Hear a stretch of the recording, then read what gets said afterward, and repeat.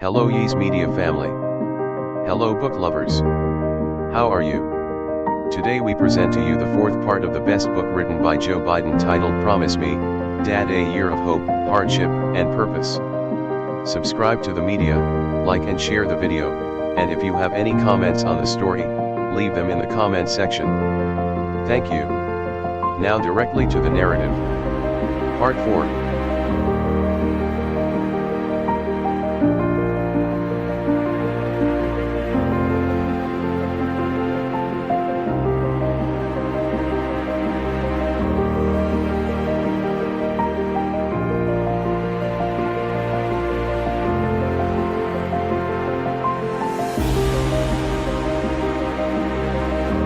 Base. Sunday, April 12th, was the sort of day when all good things seem possible. Jill and I woke up at our home in Wilmington and the sun was already starting to burn away the last wisps of fog on the lake behind our house. Early lilacs were blooming, and even the tallest trees around the lake were leafing out. It felt like the dark gloom of a very difficult winter was finally lifting. Jill and I were looking forward to spending most of the day with our youngest grandchildren, Natalie and Hunter. Bo and Hallie were bringing them over later that morning to tape a segment for Reading Rainbow's story time. Natalie, Hunter, Jill, and I were all going to be reading from Jill's children's book, written for the families of U.S. military personnel who had been deployed overseas. At heart, it was the story of how Natalie and Hunter coped with the difficulty of having their dad far away, in a dangerous spot, for more than a year. Everyone arrived, and while the crew spent the morning setting the lights in our library, we reviewed the parts each of us was to read. Daddy is a soldier. Natalie's mom answers in a quiet voice. Soldiers have to do hard things. Sometimes. Her father takes Natalie in his arms. Home is wherever I'm with you, he sings softly. Natalie smiles. I like that song, Daddy. The sun was up high by the time Natalie, Hunter, Jill, and I sat down in our library to tape the segment, and it was warm enough to throw open the doors that led out onto the back porch. Bo kept to himself that day, out of sight of the visiting television crew, but I only had to walk 20 feet, through a couple of doors, to check in on him. He was settled into our sunroom, windows pushed open, where he could look down on the lake and feel the gentle, warm breeze on his face. This was his favorite spot in our house, where I sometimes found him sitting quietly on nice days like today, watching the play of light and shadow on the water as a single cloud or two scud by overhead. Below was the dock where he had spent hours with his son, their fishing lines dangling in the water. Overhead in the distance, he would spy an egret or two making long, lazy arcs before turning and gliding down to skim the still surface of the lake. Jill always said we were going to will our property to Bo. He loved it so much. We could find ways to even things out for Hunt and Ashley, she said, but Bo should have the house. Our eldest son was holding his own against the cancer. Was better than holding his own. He had come through the injection of the live virus 10 days earlier without a single complication. He was moving well. His appetite was still good. And he was mentally sharp. But the two fresh, angry scars on his scalp put us all on edge. The entire family was dreading the coming effects of the untested experimental treatment. Dr. Young and Dr. Lang had warned us that Bo would get worse before he got better. Maybe much worse. They said he would likely be at his most vulnerable point in the third or fourth week, when the virus and Bo's own immune system were at war with the tumor.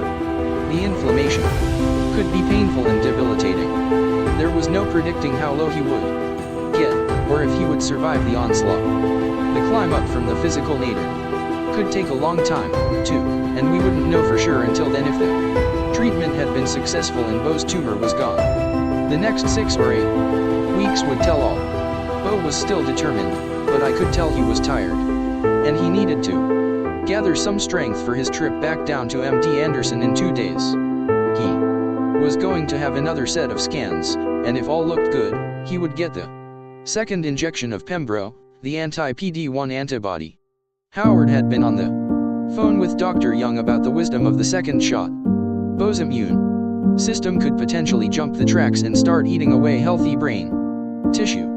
The doctors were still debating among themselves. Bo was ready to take the risk. He knew just how bad this could get, but he was willing to face it. And I think in large part, he was willing to face it for the rest of us.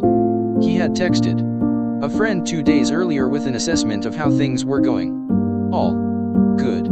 I was the last of the 4 to read from Jill's book at the taping. Natalie and Hunter are playing soldier with their daddy dolls. Hunter starts to cry. I suddenly realized this was not going to be easy to get through. The absence of the father felt too close to home, too close to this home. I want daddy. Natalie holds her doll up in front of her face.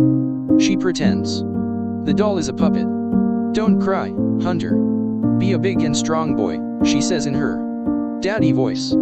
That's not daddy talking, says Hunter. Yes, it is.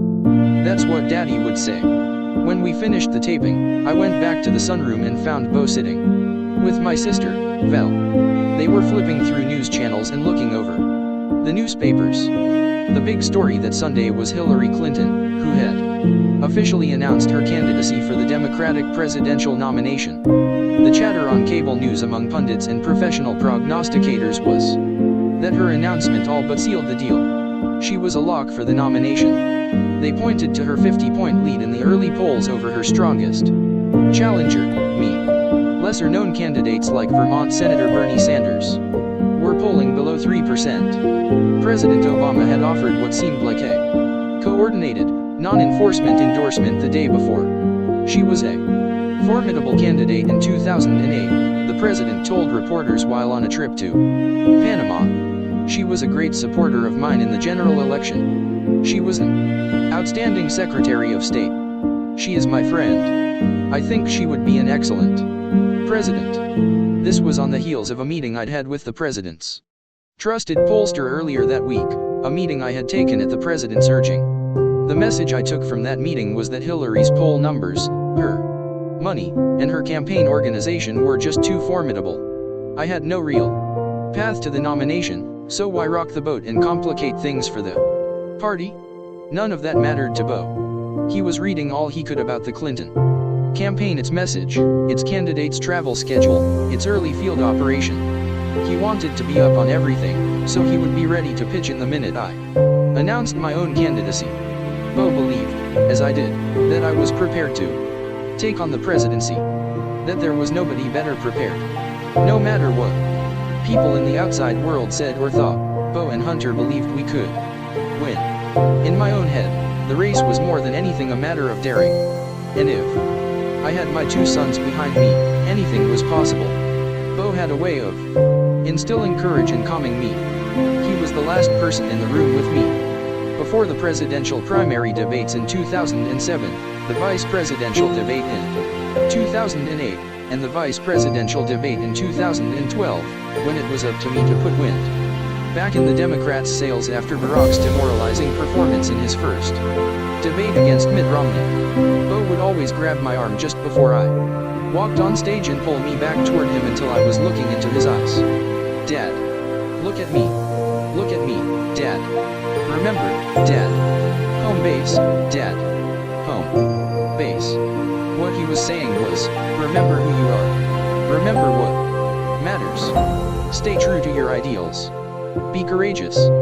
Then he would kiss me and shove me forward. So the 2016 Biden campaign would have a late start. So, what? If Bo made it through the next few months and came out alive, I knew we could do this. I was in the office 3 days later, that Wednesday, when the call came from Houston. My brother Jimmy had made the trip with Bo down to MD Anderson so Dr. Young and Dr. Lang could assess the early results of the live virus injection, and Dr. Young could administer the second injection of Pembro. The news as it was reported to me was very good.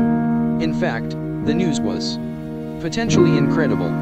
The scans showed inflammation, but it looked like the tumor growth had really slowed. There was clear evidence of necrosis on the edge of the tumor, which meant the virus was probably already exploding cancer cells. Bo was in good shape, not yet showing ill effects from the virus, and there was already evidence of tumor destruction. This was something they hadn't seen in nearly 3 dozen tries with the live virus injection. I asked if it was because of the earlier Pembro treatment. That's what we're hoping, Dr. Young said.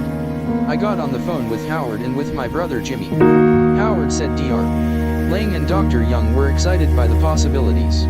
Jimmy was even more bullish. The doctors had never done this before, but they were very encouraged. We really may have something, was the way Jimmy heard it. We may have cracked the atom. Lang and Young are almost giddy, my brother told me. I hung up the phone and felt like I could take a real, long, deep breath for the first time in months. Don't get your hopes too high, I reminded myself. Don't tempt the fates. Dr. Young was concerned about being overly aggressive.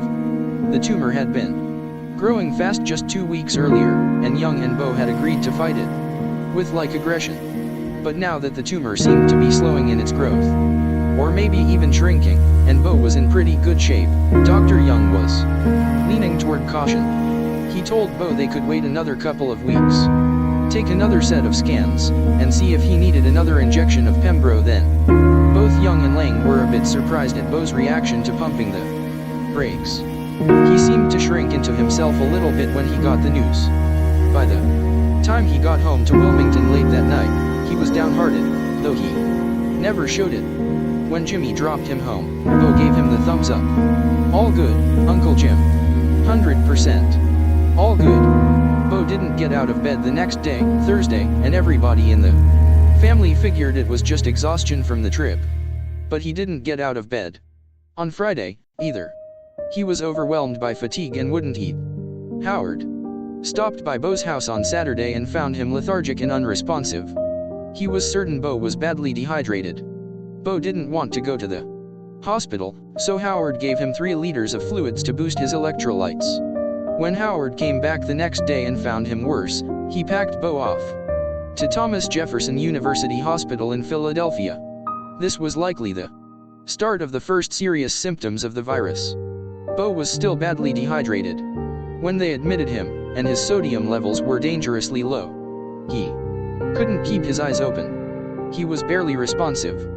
The best he could do in response to a question was a thumbs up, or a barely audible yes. This was it now. We were in the worst of it, and unsure how long the worst would last. The effects of the virus were beginning to punish Bo. The swelling in his brain was intensifying and the pain would have been excruciating, so the doctors kept him heavily sedated most of the time. There was a lot of talk in Wilmington about why Bo, who had announced his intention to run for governor, had skipped every crucial political event in the first 4 months of the year. Bo still wanted to keep his illness out of the public eye. He was admitted to Jefferson under the same alias he had gone by at Anderson, George Lincoln. The Secret Service agents kept going out of their way to ensure Bo's privacy and to protect his dignity. I would visit when I could sneak in and out without detection, but I made sure to keep up my schedule so I didn't call attention to his hospitalization. So I wasn't around as much as I wanted to be, which was every moment, but Howard and Doc O'Connor agreed to be my eyes and ears at the hospital. Howard ran over to the ICU whenever he had a spare moment. Doc sat in the room during visiting hours when Hallie or other members of the family were there, and played the MD card to gain entrance to Bo's room in the off hours to sit with him. Howard and Doc phoned me with reports as often as they could. Bo was under heavy sedation around the clock and rarely conscious. Occasionally nurses would give him something to wake him up, and he would give a thumbs up, his nonverbal all good, when they asked him how he felt. Whenever I mused out loud to Doc that maybe I should dump my schedule and just move into Jefferson, he would caution that we were in for a long haul. The Prime Minister of Japan was coming to town, and I had to deliver an important speech at the NAACP meeting in Detroit, and Natalie was bringing her entire class on a field trip to the White House and then for pizza back at the Naval Observatory. Doc reminded me that we weren't sure how long it was going to take for Bo to climb out of this, so I had to be patient and keep hitting my marks. Nothing is happening right now, but I'll let you know the minute it does, he kept saying, and we can get you up here in no time if we need to. Somebody from the family was at Bo's bedside constantly, and other good friends stopped by to lend support. One of the visitors was Michael Hockman, a college friend of Bo's who had a present for him right after Bo's diagnosis. In August 2013, the two of them decided to run a marathon, something neither had ever done. They trained on the hilly trails in Brandywine State Park together, all through the fall and winter. Bo was still as competitive as ever, even sick, pushing Michael. But over time Bo was only capable of a slow jog, and then a walk. He encouraged his friend to keep going without him, though. And he did. Michael showed up at Bo's bedside the last week in April, having just completed the Kentucky Derby Festival Marathon. Bo was not really able to talk and just barely awake during the visit. But Michael told him about the race. "We did it, Bo," he said, and put the finisher's medal on his chest. Bo squeezed his arm. "The medal is more his than mine," Michael said to Val, who was staying with Bo that day. "He was the wind at my back." I don't remember telling Barack about Bo's hospitalization, but he must have sensed something was afoot. He let me know he was thinking of me in the way it was most comfortable for him. He seemed to be going out of his way to say nice things about me in public, especially in my absence. When he hosted the winners of the 2014 NASCAR Sprint Cup Series at the White House 2 days after Bo's hospitalization, he spoke about the teamwork required to win championships, and how their success reminded him of his relationship with me. Instant chemistry, he called it. When you have a trusted partner shouting world-class advice into your ear at every turn, you can't lose. The president made an unusually fond statement about me at the White House Correspondents' dinner later that week, though he wrapped it in a joke about the then current controversy involving businesses that had refused to cater to gay weddings. "I tease Joe sometimes," Barack said, "but he has been at my side for 7 years. I love that man. He's not just a great vice president, he's a great friend. We've gotten so close, there's places in Indiana that won't serve us pizza anymore." Bo's illness made me increasingly aware of the incredible advances and the new possibilities in cancer treatment, but I had also become painfully aware of the unnecessary snags and obstacles in our healthcare system. We had an extraordinary team of doctors at Anderson and at Jefferson who were absolutely dedicated to saving Bo, but we still had frustrations right from the beginning. The doctors who administered Bo's radiation treatments at Jefferson, for instance, did not readily accede to the idea of taking orders from a doctor at another hospital, even though we had made it plain that we had chosen Al Young, at MD Anderson, to quarterback Bo's treatment. It was only after Howard explained to the radiologists at Jefferson that they would listen to Dr. Young, or Bo would go elsewhere for his treatment, that they agreed. Howard was an incredible secret weapon for Bo, and something all families should have, a devoted patient advocate. He acted as a translator between the doctors, who tend to speak in almost incomprehensible professional jargon, and Bo, Hallie, Hunter, and the rest of our family. Howard also did what he could to cut through the knotty administrative issues all families must face. One of the biggest problems was simple communication and information sharing between hospitals. The economic recovery package our administration pushed through in 2009 included nearly $20 billion to aid hospitals and doctors' offices across the country to implement and update their electronic medical records system. The problem was, the system upgrades lacked uniform software.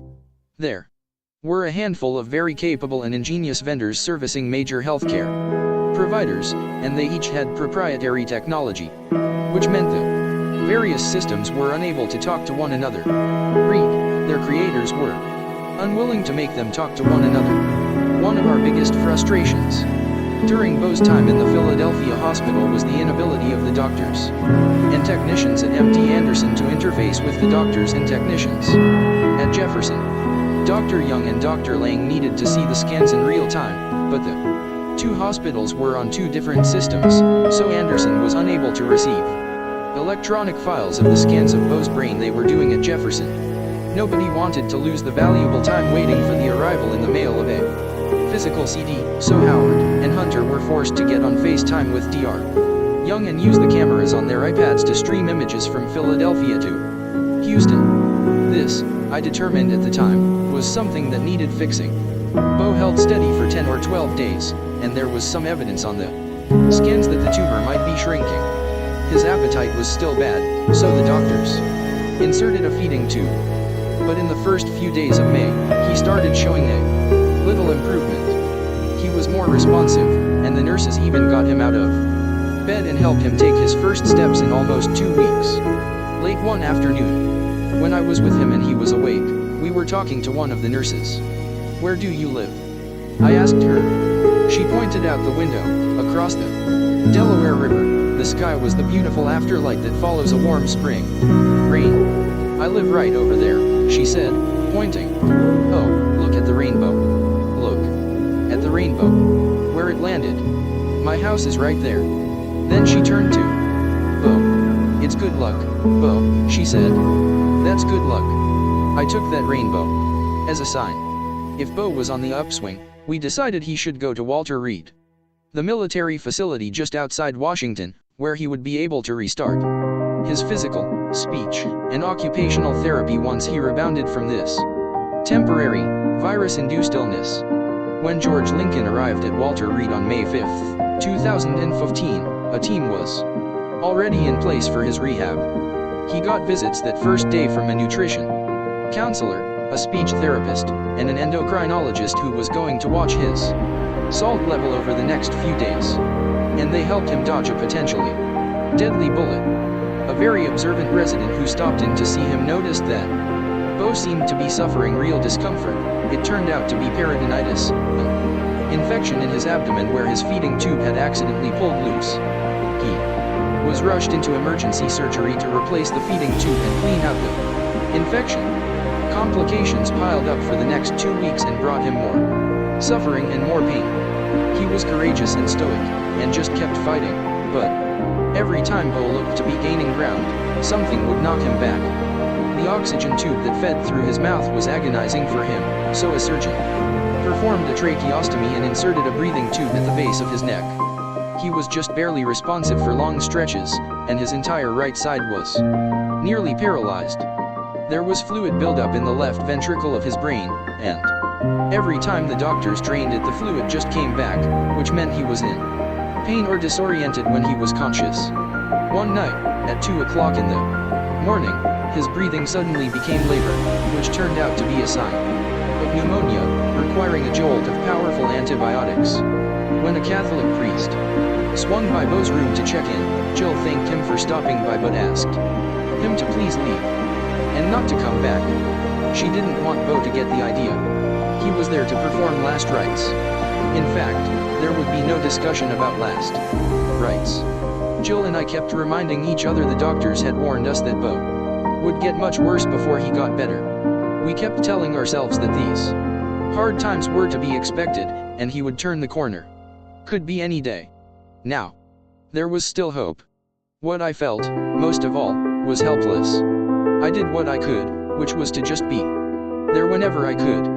I visited early in the morning most days, before I started my official schedule, and again every night when I was done. The ride to the hospital was less than half an hour from the White House, and even faster from our residence at the Naval Observatory. Once the motorcade hit the hospital grounds and made the left into the back alley, I would always look up at Bo's room on the second floor to see if the light was on. Maybe he's up tonight, I'd think. Maybe he's looking out the window at me.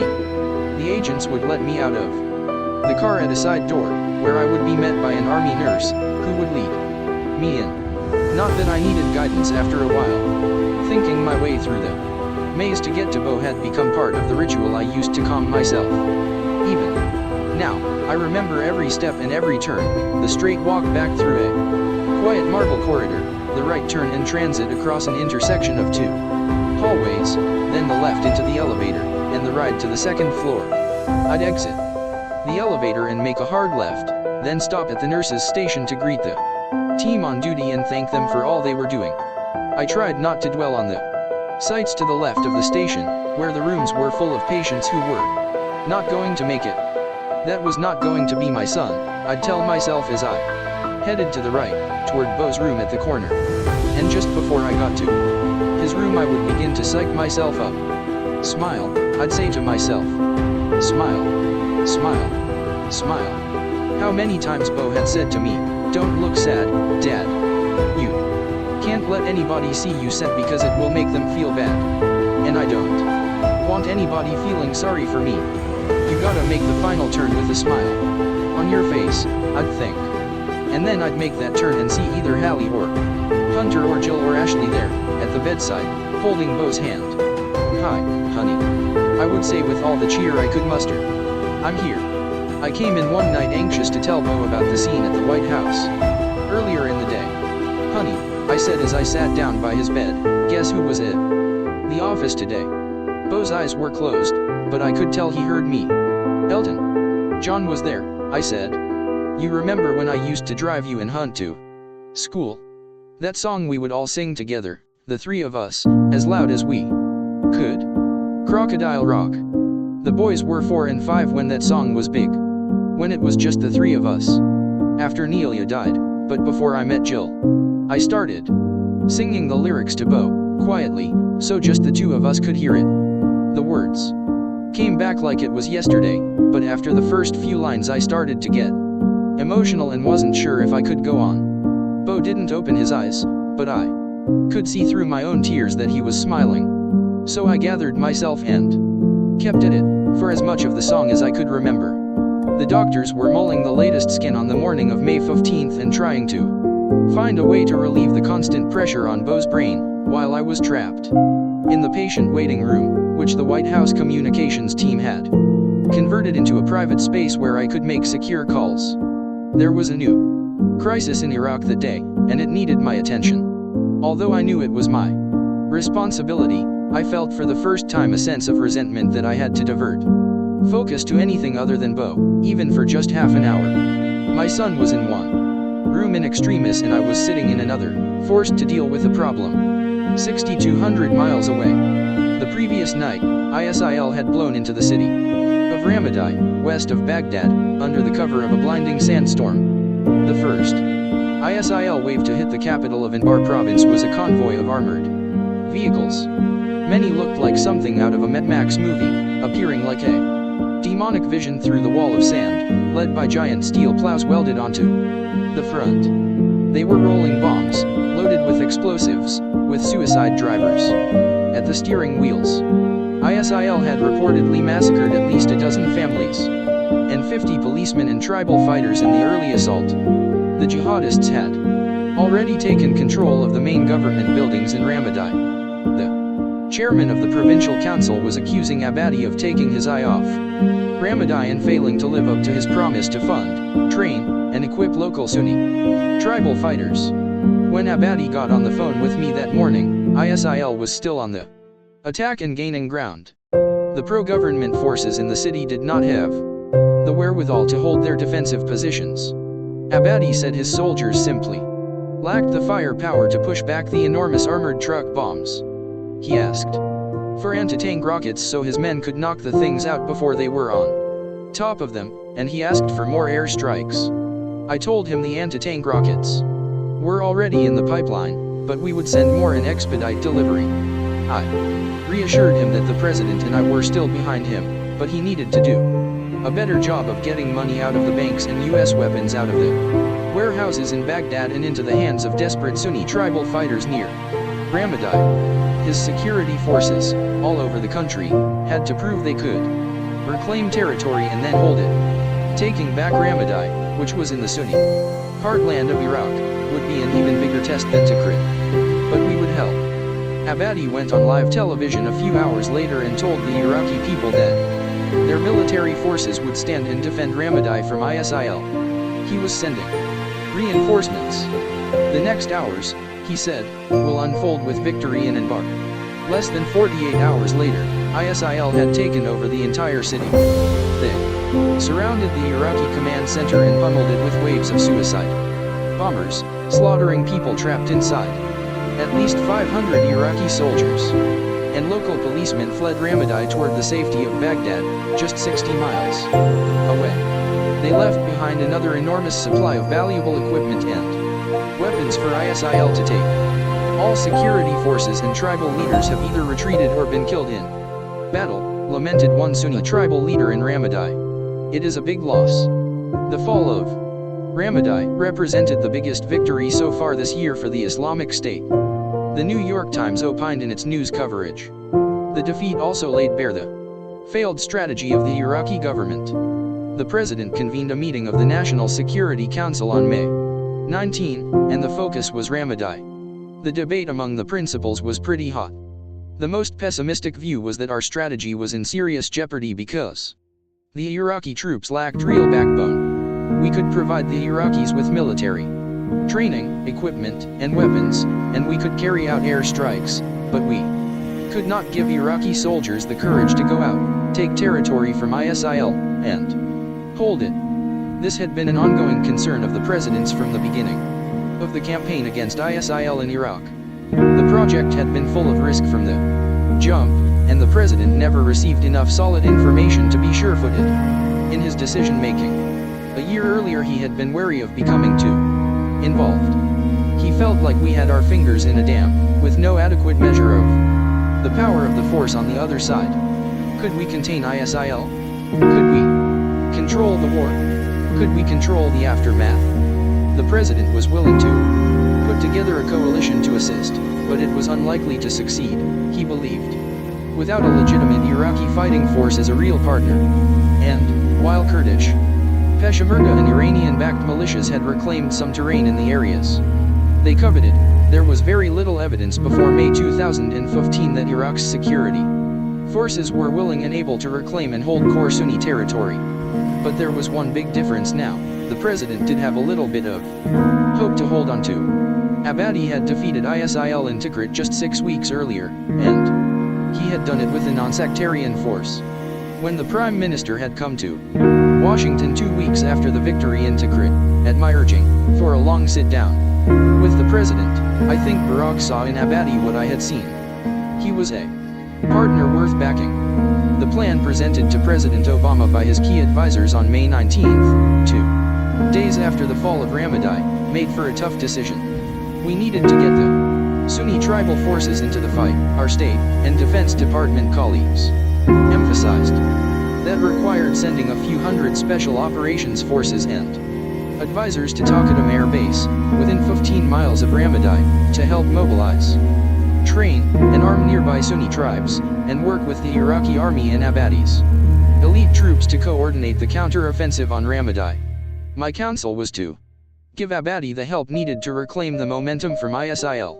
I got the sense that the president saw the logic of the strategy and was already inclined to pursue it, but he was worried about our ability to protect a few hundred Americans on the ground, operating out of an isolated air base in close proximity to Iranian-backed groups, at the edge of ISIL-controlled Anbar. Joe, the president would say to me in private, what happens if they go in and capture 20 of our guys and behead them? What the hell are we gonna do then? He did not want our military dragged back into Iraq in a big way. And even if the counter-offensive on Ramadai did succeed, then what? Was there any guarantee the Iraqis could hold and govern the city once it was liberated? This was no easy call. But President Obama agreed to take it under advisement. Something good was finally happening with Bo. The day Ramadai fell, he got out of bed for something approaching physical therapy. He was able to stand upright, with some help from the nurses, for 5 minutes. Good day, Doc. O'Connor recorded.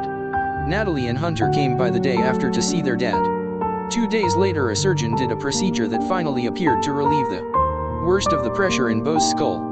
He was becoming increasingly alert all the time. Doc told me he noticed Bo moving his upper arm on his long paralyzed right side, and then his right thigh. The next day he was strong enough to sit up in a motorized wheelchair for a spin around the nurse's station. He was clearly aware again of what was happening, nodding his head in response to questions and giving fist bumps. Hallie got permission to take him for a ride outside, where he could feel the sun on his face for the first time in 2.5 weeks. 7 weeks after the live virus injection, it looked like Bo had finally started to climb out of the dark hole. Barack invited me to play golf that Saturday. He was worried about me, he explained, and hoped to distract me for a few hours. Jill encouraged me to go. It seemed, after all, like things were going to get better for Bo. The worst part is, I can't even remember whether or not I went.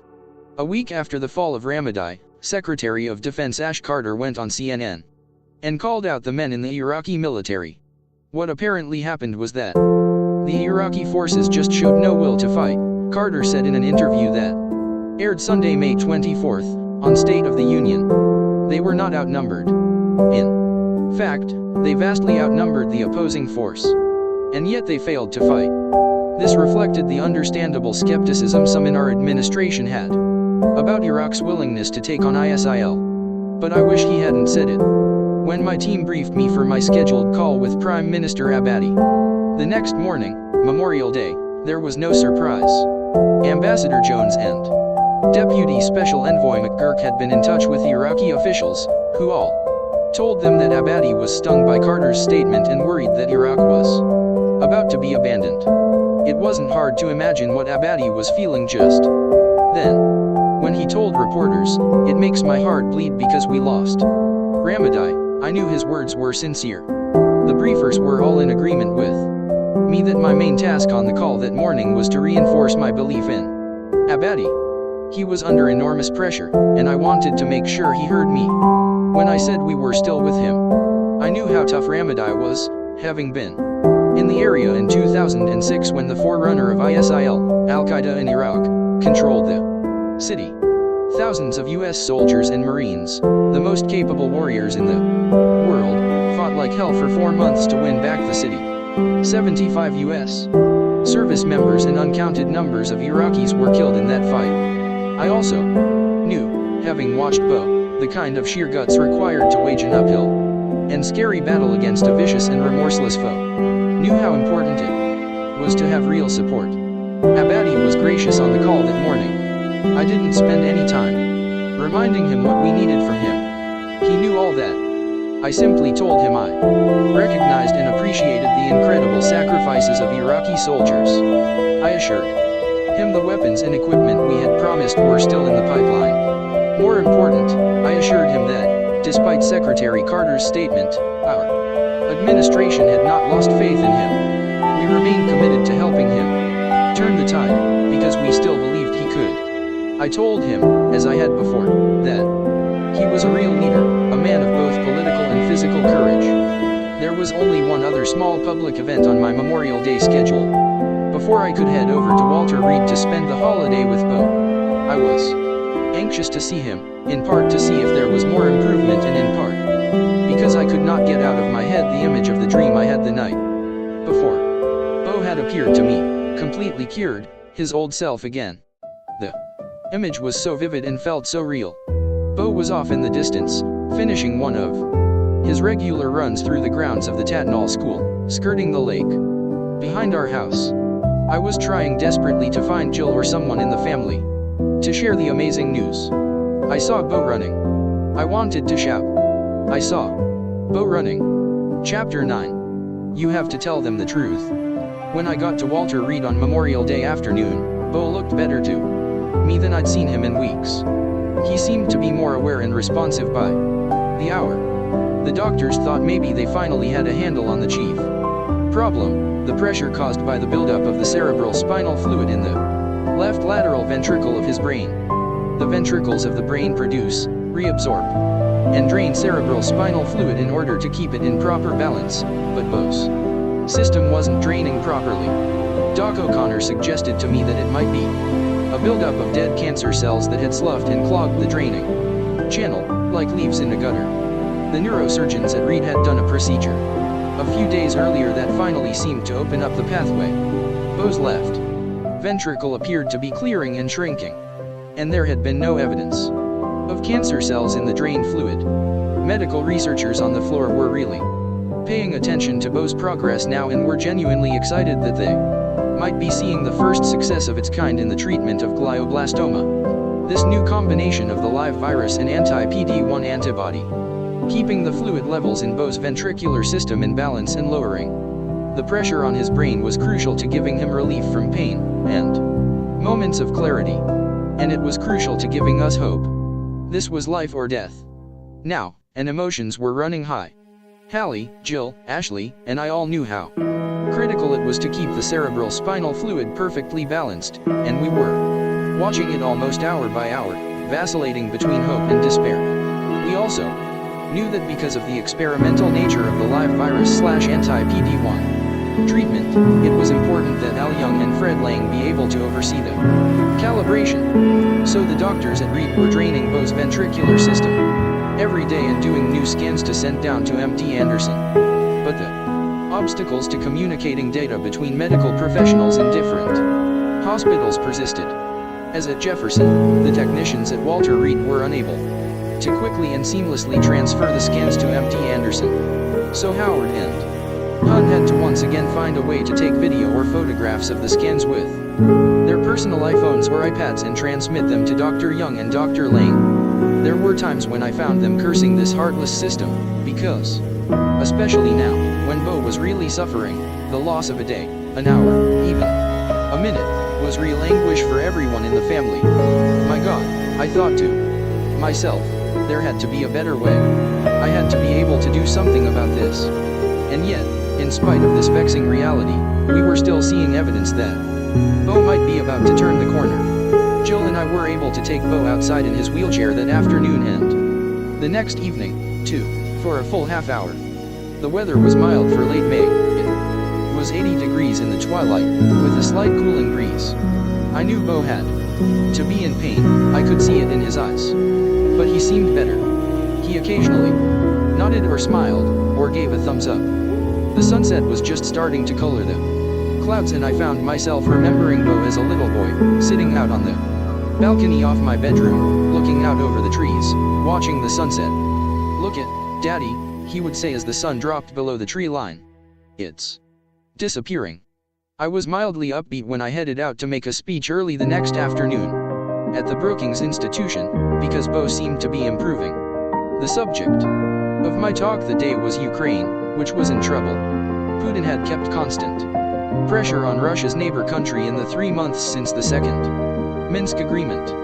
He was still working hard to destabilize the Ukrainian economy and its government, and he had not pulled back his heavy artillery or his troops.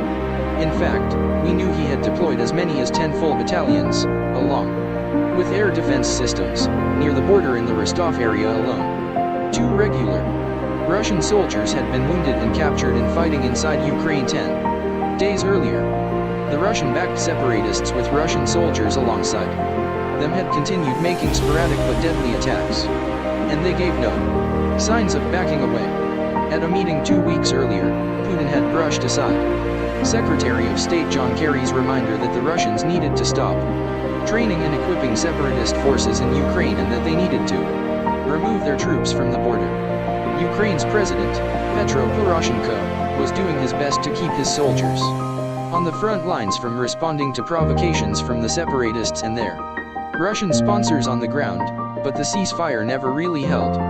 And yet, in the face of Putin's aggressive campaign to split Ukraine, Poroshenko was managing to hold his government together and move it toward greater transparency. I had been on the phone with either Poroshenko or his uneasy governing partner, Arseny Yatsenyuk, or both, almost every week for the past 3 months, encouraging them to put patriotism above personal ambition. Working together, President Poroshenko and Prime Minister Yatsenyuk had taken the first steps toward important political reforms. The government had already established a national anti-corruption bureau and Poroshenko had appointed its first head. We were doing what we could to help. We had, along with our European allies, widened the economic sanctions against Russia, and we had provided the Ukrainians another $75 million worth of non-lethal military equipment, armored personnel carriers, communications equipment, surveillance drones, and more counter-order radars. But in the last week in May, Putin had still not called off his dogs at Ukraine's border. He remained in flagrant violation of the agreement he had signed. News reports on the day of my speech at Brookings suggested that Putin was about to go a step further, putting the resolve of NATO, the EU, and the US to a serious test. A Reuters correspondent had just returned from a Russian military encampment 30 miles from Ukraine, where he had witnessed the arrival of 4 separate trainloads of military equipment and troops. The weapons being delivered there included Uragan multiple rocket launchers, tanks, and self-propelled howitzers, the story read. The amount of military hardware at the base was about 3 times greater than in March this year, when Reuters journalists were previously in the area. The other ominous bit of news was that Putin was about to sign a decree banning the reporting of Russian deaths during special operations in peacetime, as it had long been banned in wartime. Putin wanted to bury any evidence of battle deaths in Ukraine, because 2/3 of the Russian population opposed the idea of sacrificing Russian soldiers to grab back pieces of Ukraine. Some watchers can see only one plausible reason for the change, noted the Washington Post. Russia is gearing up for another military push into Ukraine. I was not going to pull any punches in this speech, because I knew everybody in the US and in Europe would be paying attention. We had to extend the punishing sanctions on the Russian aggressors. We had to have a real debate about arming Ukrainians with weapons they could use to defend themselves. But more than that, it was time to call out Putin as a bully and to remind everybody that the West stood up to bullies. We've reached another moment in the history of the transatlantic relationship that calls out for leadership, the kind our parents and grandparents' generations delivered. I reminded the group at Brookings that day, and the world. I think it's that basic. I think it's similar. I believe that terrain, though, is fundamentally in our favor. Not because of the inevitability of any kind of trajectory toward unification or integration or democratic freedoms. Every generation has its demagogues and revisionists, and transitions are full of peril that provides them with many, many opportunities. What makes me optimistic is that President Putin's vision has very little to offer the people of Europe or, for that matter, the people of Russia other than myths and illusions, the false promise of returning to a past that, when examined, was not too good a past to begin with. A sleight of hand that presents the bullying of civil societies, dissidents, and gays as substitutes for strong leadership and functioning institutions. The propaganda that conflates aggression with strength. That evening when I got back to Walter Reed, Bo still appeared to be improving. He had a bad night on Wednesday, and by the next afternoon, Thursday, he was barely responsive. No nods. No fist bumps. No thumbs UPS. We all prayed it was just another temporary setback, and Bo would come out of it with a little extra ground to gain back. Somebody from the medical staff came into Bo's room to arrange a meeting for the next morning, when the doctors would give the family their assessment of Bo's condition and his prognosis. There would be new scans to look at by then. I thought the images would probably show more buildup of the cerebral spinal fluid. Once they drained it, Bo would be back in the game. The whole family was gathered at 10 o'clock Friday morning in a long, narrow conference room. The doctors from Walter Reed sat on one side of the table and the family on the other. There was a speakerphone in the center, so the team from MD Anderson could weigh in also. The doctors, including Doc O'Connor and Ashley's husband, Howard, had clearly been talking among themselves, and they seemed fairly united in their message. The physicians did not like what they saw. The scans looked far worse than they had just 2 days earlier. But the doctors couldn't be sure if it was the virus at work or the tumor. I was still looking for a way through it, out to the other side, with Bo alive. And I think the rest of the family felt the same way. After about 45 minutes, one of the doctors from Walter Reed finally said it might be worth waiting for another 24 or 48 hours, and see what happens. We all filed out of the conference room and walked back down the hall toward Bo's room, feeling hopeful, holding on to the idea that he might pull out of this again. But then we heard Howard's voice behind us. "You've got to come back," he said, as he steered us again to the conference room. "You have to tell them the truth," Howard said to the doctors still assembled. What was happening in Bo's brain was no longer reversible, the doctors said. There was no saving Bo. He will not recover. These were the most devastating 4 words I have ever heard in my life. He will not recover. But God damn it, I still wanted to believe maybe something will happen. Hallie asked Howard if she should bring the kids down on Monday, and he told her, "No, Hallie, You have to bring the kids here now. Hallie's parents drove Natalie and Hunter down from Wilmington that evening. They came down the hallways of the hospital smiling, as if it were just another visit. Hallie had her children by the hand, walking them past the nurse's station, toward Beau's room. The Secret Service agents, many of whom had been with our family for more than 6 years, bowed their heads and stared at the marble floor, or turned away, so nobody would see them weeping as Natalie and Hunter went by. Nobody left the hospital that night. Hunter's wife and daughters came to be with us. My sister Val, her husband Jack, my brother Jim and his wife Sarah were there with us. My niece Missy, who had grown up with Beau, came to be with us, too. And we waited, all of us, together. Hunter and Howard left the floor briefly, just after 7 o'clock that night, to pick up food for the family. And not long after they walked out, Beau's breathing became labored, and then extremely shallow, and then appeared to stop. There was no heartbeat registering on the monitor. Hunt and Howard raced back, and when they arrived they found the rest of us gathered around Beau. Hunt walked over, bent down to kiss him, and placed his hand over his brother's heart. Howard looked at the monitor. "Look," he said. Beau's heart was beating again. It didn't last long. May 30th. 7:51 p.m. It happened, I recorded in my diary. My God, my boy. My beautiful boy. Jill and I arrived home in Delaware on Air Force 2 at about 8 o'clock on Sunday night, almost exactly 24 hours after Beau passed. General Frank Vavala, the commander of the Delaware National Guard, in which Beau had served, was waiting to greet us on the tarmac, his wife by his side. By the time we reached them, the general and his wife were both in tears, and they could not stop crying. "We loved Beau," he said. Jill and I were on the tarmac for almost 5 minutes trying to console them, and when we finally got in our car and pulled away, I saw the general standing there, ramrod straight, saluting and sobbing. Jill wanted to go to our dock as soon as we got home, so we took Champ down the slope of the hill and walked out over the edge of the lake. This was one of the longest days of the year, so there was still light in the sky when we sat down, and Jill spotted a white egret at the far edge of the water. She said it made her feel more connected to Beau, being here at a place he loved so deeply. She told me that at one point, in the final hours, she had leaned in and whispered to him, "Go to a happy place, Beau.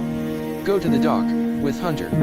We watched the egret for 20 minutes, until it finally took flight. The two of us sat in silence as the egret circled overhead repeatedly, slowly gaining altitude, until it finally headed away to the south, beneath the clouds, and gradually disappeared from sight. "It's a sign from God," Jill said. Beau being at the lake one last time, and heading for heaven. Jill went into bed not long after, and I ended up alone in the sitting room of our bedroom, which had just been wallpapered. The room was still in disarray. From the job, the furniture was moved aside and books and mementos were shoved into the middle of the floor in open boxes or piles. I asked a couple of Secret Service agents to help me move Jill's desk and my credenza back into place, but that didn't take long. I needed something to do to keep my mind occupied until I could sleep, so I started emptying some of the boxes and replacing the books methodically, by subject matter on the shelves. The last box I grabbed held some pages from scrapbooks and some old family photos. The photograph on top of the pile fluttered out, so I bent down to pick it up. It was a 4x6 color photo of Beau. He was probably 8 or 9, in sneakers and shorts, wearing a baseball cap and a jacket, walking through the hedgerows at the station, the house I bought soon after Nelia died. The boys and Ashley had grown up there. In the photo, Beau was walking away from me, looking over his shoulder, smiling and waving. I was suddenly overwhelmed. I had not seen that photo in at least 3 decades, but it was the age I always pictured him in my mind. Always smiling at me, with that look of reassurance. My God, it struck me in that moment, I miss him so terribly already. Beau could always chase my fears away. He saved my life, along with Hunter, 40 years ago, after Nelia and Naomi died in the car accident, and now what was I supposed to do? I had looked to Beau, as I looked to Hunt, from the time he was a child, as a source of confidence and courage. "It's going to be okay, Daddy," he would say. "I'm not going away." How foolish it sounds, I thought, that a grown man, an accomplished man, who spent his whole life trying to communicate courage and fortitude, had to look to his own sons to buck him up. "Look at me, Dad," I could almost hear Bo say. Remember, home base. I have been a public man for almost 50 years, which means my children and grandchildren have been part of a public family their entire lives. They knew, without my ever saying it, that the way we conducted ourselves over the next week, the way we said goodbye to Bo, mattered enormously. He, too, was a public man, a loved and respected figure in Delaware, so he would have to be celebrated and mourned in public. There was a schedule already taking shape. On Thursday, we would all be driving down to the state capital of Dover, with the body in a flag-draped coffin. Bo would lie in honor during a 4-hour ceremony in Legislative Hall. Then we would fly back to Washington that evening for Maisie Biden's 8th grade graduation. Friday morning was Bo's daughter Natalie's 4th grade graduation in Wilmington, then the private family mess at our home parish, St. Joseph's on the Brandywine, followed by a public wake at St. Anthony's, in the heart of Wilmington. Saturday was the memorial service, the Mass of Christian burial, also at St. Anthony's, followed by the interment in our family plot at St. Joseph's.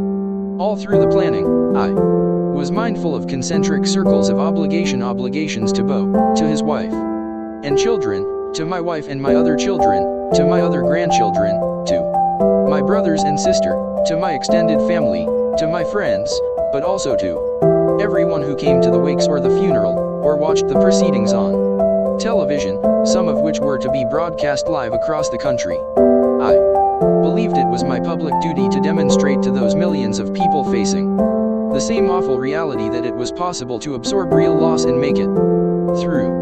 My family and I had an obligation to show perseverance and grace. Hallie and my sister Val and Hunter and I planned out almost every step of the days to come. We made charts and diagrams of where we would walk and sit and stand. But as we bent to the task, I noticed that Hunter, determined to honor Bo's wishes, took the lead. He knew how his brother would want to be remembered as a husband, a father, a public man who meant to serve all, and a soldier, and he was determined to infuse the proceedings with the vital red blood of Bo's life. He called Protestant ministers, a Jewish rabbi, and a Muslim cleric, and invited them to be on the altar along with the Roman Catholic cardinal and priests. He made sure Bo's National Guard brigade had a place in the ceremony and arranged for a horse-drawn hearse to carry Bo's casket through the streets of Wilmington, which would be lined with a military honor guard and the police Bo had led as Attorney General. Hunt selected an African-American choral group to bring joyful music to the service and bagpipers to add the mournful, plaintive wail of Irishness. The final touch was a special gift from Hallie to the children. They had been riding in a car one afternoon when a Coldplay song came on the radio. "That's Daddy's favorite," 9-year-old Hunter said. Hunter had taken possession of his father's iPod by then, and Hallie noticed that he kept playing Till Kingdom Come over and over. So Hallie called Beth Buccini, whose husband Robbie was Bo's best friend, and who had a way to get a message to Coldplay's lead singer, Chris Martin. Martin agreed to fly in from London to perform the song at the Mass, and Robbie Buccini generously agreed to pick up the tab for all of his travel expenses. Barack had offered to do the main eulogy for Bo, an offer we accepted. And Bo's overall commander in Iraq, General Rayodi Erno, also agreed to speak. The general, now Chief of Staff of the U.S. Army, had called 2 days after Bo died to ask if he and his wife could attend the funeral. "I really expected Bo would be leading our country one day," he said to me. "I thought it best that Ashley and Hunter speak for the family, that they should be the ones to stand up and eulogize their brother." And they agreed.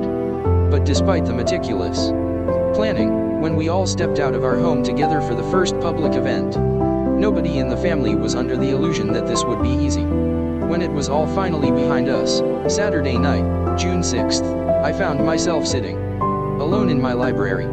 Bo had been gone for exactly a week, but I could still feel his presence. "It doesn't seem real yet," I wrote in my diary that night. I was so intent on this being dignified and powerful for Bo's memory, I willed myself to not focus on the enormity, on the black hole in my chest, pulling me in. By focusing on Hunt and Ash, I've been able to pretend Bo is still with me. Even today, with the exception of the rendition of the song Bring Him Home, I put Bo in the middle of everything, as if he and I were pulling all of this together. Sitting there, reflecting on the past 3 days, I had flashes of incredible pride in my son and my family, a sense of accomplishment threaded through my wall of grief. Bo cared deeply for his fellow human beings and always treated everyone with dignity and respect, General Odierno had said in his funeral speech. He had a natural charisma that few people possess. People willingly wanted to follow him, completely trusted his judgment, and believed in him. I was still moved by the thought of Barack's willingness to let go and show the extraordinary depth of his emotion in his eulogy for Bo. We had been through a lot together, but I felt closer to the president that day in St. Anthony's, and more appreciative of his friendship than ever before. Michelle and I and Sasha and Malia, we've become part of the Biden clan, we're honorary members now, he said. And the Biden family rule applies, we're always here for you. We always will be. My word is a Biden. When Ashley and Hunt ascended to the altar, there was an absolute hush in the congregation. Everyone in the audience knew the depth of the loss each of them felt, and I knew from my own experience how difficult it is to eulogize someone you adore. They were in such pain, and summoning composure required remarkable courage. I have never been prouder of my son and daughter. When they spoke of their brother, there was something almost holy about it, as if they were willing their own trinity to abide. It's impossible to talk about Bo without talking about Hunter, Ashley told the gathering, in a speech she insisted on writing herself. Hunter was the wind beneath Bo's wings. Hunt gave him the courage and the confidence to fly. There wasn't one decision where Hunter wasn't consulted first, not one day that passed where they didn't speak, and not one road traveled where they weren't each other's co-pilots. Hunter was Bo's confidant, his home. When I was born, I was welcomed with open arms and held tightly by both Bo Y and Hunt Y, as I adoringly called them my whole life. The boys named me. I was theirs and I felt as though they were mine. Hunter stood by Ashley as she spoke, and when he stepped up to the microphone, Ashley remained to stand by her brother while he did the thank yous. On behalf of the entire family, the first memory I have is of lying in a hospital bed next to my brother, Hunter began, recounting the days they were together in the hospital, recovering from the car accident that had taken the lives of their mother and sister. I was almost 3 years old. I remember my brother, who was 1 year and 1 day older than me, holding my hand, staring into my eyes, saying, I love you, I love you, I love you, over and over and over again. And in the 42 years since, he never stopped holding my hand, he never stopped telling me just how much he loves me. But mine wasn't the only hand Bo held. Bo's was the hand everyone reached for in their time of need. Bo's was the hand that was reaching for yours before you even had to ask. Hunter spoke for almost 25 minutes about Bo's journey through life and all the people he touched. He captured the essence of his brother, without a single false note. Hunter concluded, he held so many hands. Survivors of abuse, parents of his fallen brothers and sisters in uniform, victims of violent crime in his beloved city of Wilmington. That's my brother's story. There are thousands of people telling those stories right now. Telling the same story, about when Bo Biden held their hand. My only claim on my brother is that he held my hand first. And as it began, so did it end. His family surrounded him, everyone holding onto him, each of us desperately holding him. Each of us saying, I love you, I love you, I love you. And I held his hand, and he took his last breath, and I know that I was loved. And I know that his hand will never leave mine. I am blessed with a magnificent family. I remember thinking how lucky we were, just to be able to physically hold on to one another through the 3 days of public ceremonies. When one of us flagged or started to lose composure, there was always somebody there for support. Dad, I heard Hunt say when he noticed me looking up to the ceiling and saw my shoulders start to shake. It is A blessing to be able to share the feeling of enveloping grief, to have people you love nearby to absorb some of the worst pain. But I have come to understand that nobody can really take away all the pain, no matter how close.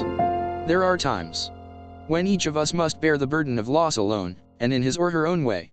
The people who really understand that are the people carrying those burdens, too. And they are another real source of solace. Of all the calls and visits in that difficult week, all the heartfelt condolences and the well wishes from the thousands of people who filed through the receiving lines, one stood out. It happened at the public wake, at St. Anthony's in Wilmington, on the day before the funeral mass. I was there with Jill and the rest of the family for hours, standing by Beau's casket, as thousands of friends, acquaintances, and supporters filed by. People came from all over the country, including the nurses from Walter Reed and Jefferson hospitals, but most were from Delaware. Our home state is a small place, and I had been there for many years, so I recognized most of the mourners by face, if not by name. But at one point, I looked up and saw in the line, approaching me, Wei Tang Lu, the father of the Chinese American police officer who had been killed on duty in New York City 5 months earlier. He and his wife had made the 3-hour drive from their home in Brooklyn to Wilmington, then stood for hours in a line of people that snaked for blocks down the sidewalk, into the church, and right up to Beau's coffin. Wei Tang Lu did not try to speak, and neither did I. He still didn't have the English, and I still didn't have the Cantonese. He just walked up and gave me a hug. It meant so much to me to be in the embrace of somebody who understood. He held on to me, silently, and wouldn't let go. This was not, as it had been the last time we met, for him. This was for me. Thank you was all I could say. Thank you. Thank you. Thank you. Can you stay? I had been here before and knew what to expect. Shock creates an initial numbness that wears away. The pain comes then, and it sharpens. The hurt is a physical presence, and it never leaves you. As when I lost Nelia and Naomi 43 years earlier, it felt like there was a tiny dark hole in the middle of my chest, and I knew if I dwelled on its presence, it would grow until it threatened to suck my entire being down into it. There were times when it seemed easier to just disappear into that void, into the merciful absence of pain. I remember not being able to take a long, deep breath for months. My religious faith provided some refuge from the pain. I've always found comfort in the ritual associated with my Catholicism. I find the rosary soothing. It's almost like my meditation. And Mass is a place I go to be by myself, even in the middle of the crowd. I always feel alone, just me and God. When I pray, I find myself not only praying to God, but praying to Nelia and to my mom to intercede with God for me. It's a way of reminding myself that they are still a part of me, still inside me. And in the first hours after we lost Beau, I began to talk to him, too. It was my way to remind myself that he was still here with me, too. Ashley captured the truth of it, and the need of it, at the end of her eulogy. You will be with us for every decision we make in moments of sadness and struggle, and celebration, and joy, she said of Beau, and I knew she was speaking directly to me and the rest of our family. We will see you everywhere we go, in the beauty of nature, in a smile from strangers, and in your beautiful children, who we will take care of like you took care of all of us. You were etched in every fiber of our being. You are the bone of our bones, the flesh of our flesh, and blood of our blood. You are ever present in our lives, today, tomorrow, and forever. Whenever I thought of those words, the thought crossed my mind, as long as I have Hunt, I have Beau. They were inseparable in life and they are inseparable in death. Even now, Beau was present for me. He was more than present. He was the voice in my head. The words I kept replaying, over and over, were his. Beau and Hallie had invited us over to dinner one evening the previous fall when the physical effects of the cancer were becoming undeniable. Jill had arrived on a train from Wilmington, having finished a day of teaching, and came straight to the house in her work clothes. After we were finished eating, she said she wanted to go home and change into something more comfortable. Can you stay, Dad? Beau asked me. Hallie and I want to talk to you. He asked Hallie to take Natalie and Hunter upstairs, and waited for her to return. The two of them sat across from me at their long narrow table. "Dad. Look," he said. "I know no one in the whole world loves me as much as you do. I know that. But Dad, look at me. Look at me. I'm going to be okay no matter what happens. I'm going to be okay, Dad. I promise you." I was jolted by the realization that my son was beginning to make peace with his own death. Then, he leaned across the table and put his hand on my arm. "But you've got to promise me, Dad, that no matter what happens, you're going to be alright. Give me your word, Dad, that you're going to be alright. Promise me, Dad. I'm going to be okay, Bo," I said, but that wasn't enough for him. "No, Dad," he said. "Give me your word as a Biden. Give me your word, Dad. Promise me, Dad." I promised. Nobody at the White House expected me to be back at work right away. President Obama and his closest aides went out of the way to signal to me in private and in public that they would continue to give me whatever space and time I needed to heal. It doesn't end when the service ends, and in a sense, that's the beginning, the president's friend and close advisor Valerie Jarrett told a reporter. He will be surrounded with love and support and given whatever he needs. It's a long grieving process, and I think part of friendship is understanding that, and being there for the long haul. I also had an incredible foreign policy team that had continued to do what needed to be done in my absence. My national security advisor, Colin Cull, was overseeing everything, with particular focus on Iraq. Michael Carpenter was keeping the watch on Ukraine, Juan Gonzalez on the Northern Triangle. There were Victoria Nuland at the State Department and Charlie Kupchan on the White House NSC staff. Handling Russia, Brett McGurk in Iraq, Syria, and Turkey, Jeffrey Prescott in the Far East, Amos Hochstein on energy policy around the world. I had incredible support, and they would have carried the ball for as long as I needed them to. But I could not sit home with my grief. I knew I had to be engaged. I decided I would report for duty 4 days after Bo's service to let the president know I was ready to get back to work. I needed to be working, to be occupied. For my own sanity, I needed to keep busy. The president was just back from the G7 summit in Germany, where he had pressed Chancellor Merkel and other European leaders to continue and even enlarge the economic sanctions against Russia until Putin lived up to the Minsk ceasefire agreement and backed off in Ukraine. I really appreciated how forcefully the president had staked out the ground. Russia has essentially thumbed their nose at the commitments that they made, the president's chief spokesman announced. Russia's failure to live up to those commitments is what leads to their increasing isolation and the increasing costs being imposed on their economy.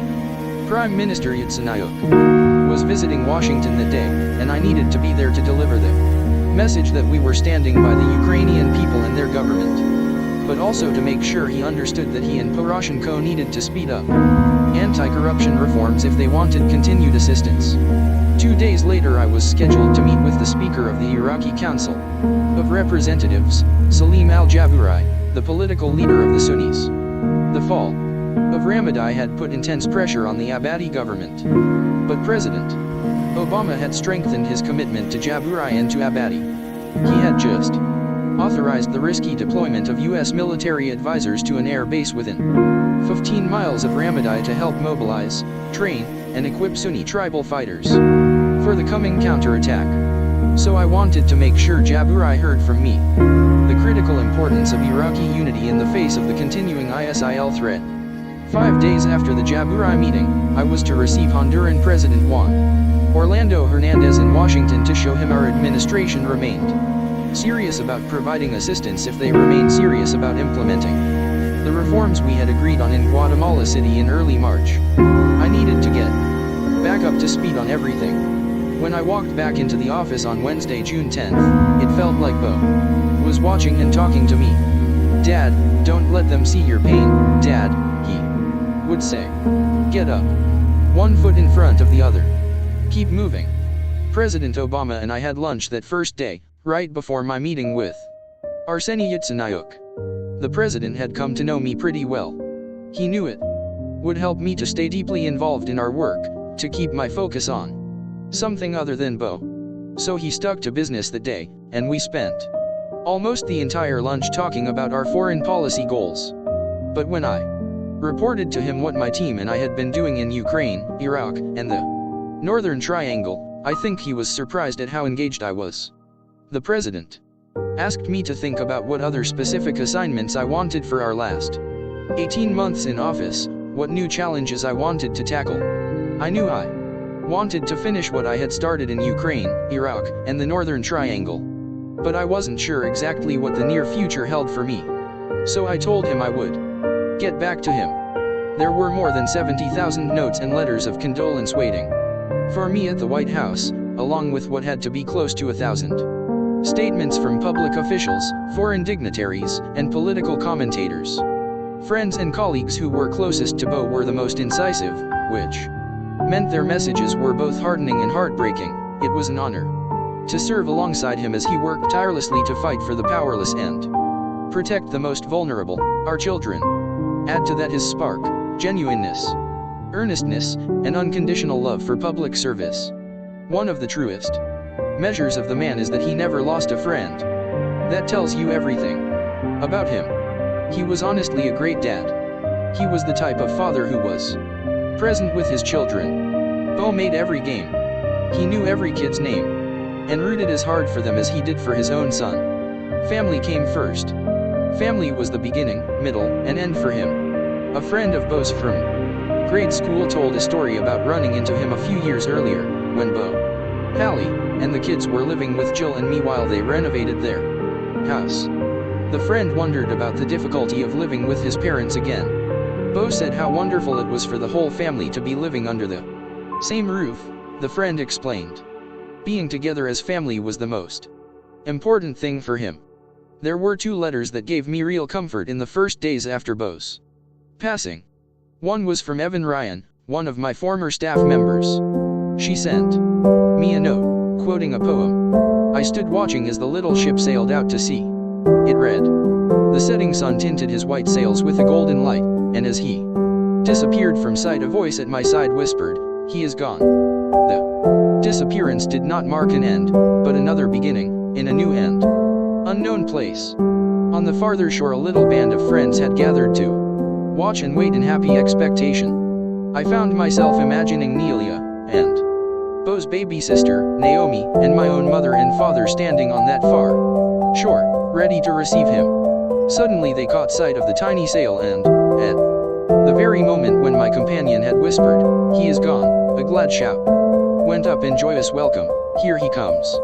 A personal letter from Teddy Kennedy's widow, Vicky, struck me especially. Vicky had married into a singular family in American history. The Kennedys had enjoyed soaring accomplishment and suffered devastating tragedy. Their experience seemed to confirm my father's belief that fate was an inescapable part of life, but that every person, and every family, got a kind of zero balance in the good fortune, bad fortune equation on the ledger sheet. The bigger the highs, the deeper the troughs. My own life bore out his adage. The Kennedys were on a whole other level. Teddy's father, Joe Kennedy Sr., had been a spectacular success in almost every business he touched, and he had seen one of his sons become president of the United States. But he buried 3 of his 4 sons and a treasured daughter in his own lifetime. In her letter to me, Vicky Kennedy quoted from a letter Joe Sr. had written to a friend who had lost his own son, a letter she said Teddy used to pull out and read in the worst times of his own life. When one of your loved ones goes out of your life, you think what he might have done with a few more years, Joe Sr. had written to his friend. And you wonder what you are going to do with the rest of yours. Then one day, because there is a world to be lived in, you find yourself part of it, trying to accomplish something he did not have time enough to do.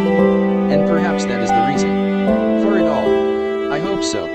I hope so, too. I knew what Bo would have done with a few more years. He would have continued his fight against the abuse of power, especially the abuse of children. It was central to who he was, and Hunter, Hallie, Ashley, Jill, and I were determined to carry that effort forward in his honor. We set up the Bo Biden Foundation to continue his work. It gave us purpose. and we all needed purpose. The president may have been a little taken aback at our lunch 6 days later. He asked me again what assignments I wanted for the remainder of our administration. I was non-committal. "What are you going to do?" he asked. "About running." I explained that I had not entirely set aside the idea of running for the Democratic nomination in 2016. I hadn't decided yet, and I knew I wouldn't be in any position to make the decision for a while. And then I found myself saying, "Look, Mr. President, I understand if you've made an explicit commitment to Hillary and to Bill Clinton, but I assured Barack that if I did decide to run, I would engage Hillary on our policy differences only and not on questions of character or personality that might weaken her if she won the nomination. I promise you," I said. And we left it at that. The next day was the busiest I had had since my return, a full calendar. The daily intelligence briefing, followed by a meeting to prepare a speech I was giving at the State Department the next week about the necessity of increasing our economic engagement with China, followed by a briefing on Central America, followed by my meeting with President Hernandez. And then I was flying home to Wilmington so Jill and I could spend our anniversary together. We were in no mood for celebration, but we did want to be together. June 17th. Good day in that I was busy and was able to have some relief. I wrote in my diary in Wilmington that night. Still not believable to me that Bo is gone. I feel his presence as much as I did when he was in Iraq for a year. I know if I'm unable to compartmentalize, I'll go nuts. I can hear him saying, "Now, Dad, I'm all right. It's all good. All good, Dad." Jill was downhearted that night. Summer was usually her favorite time of year, but there was no joy in it now. I wanted to be able to ease Jill's pain, but I understood there was only so much I could do. I was hoping, but not at all convinced, that our upcoming trip might help. We were just a week away from a family vacation to one of our favorite beach spots in South Carolina, and everybody seemed apprehensive about the trip.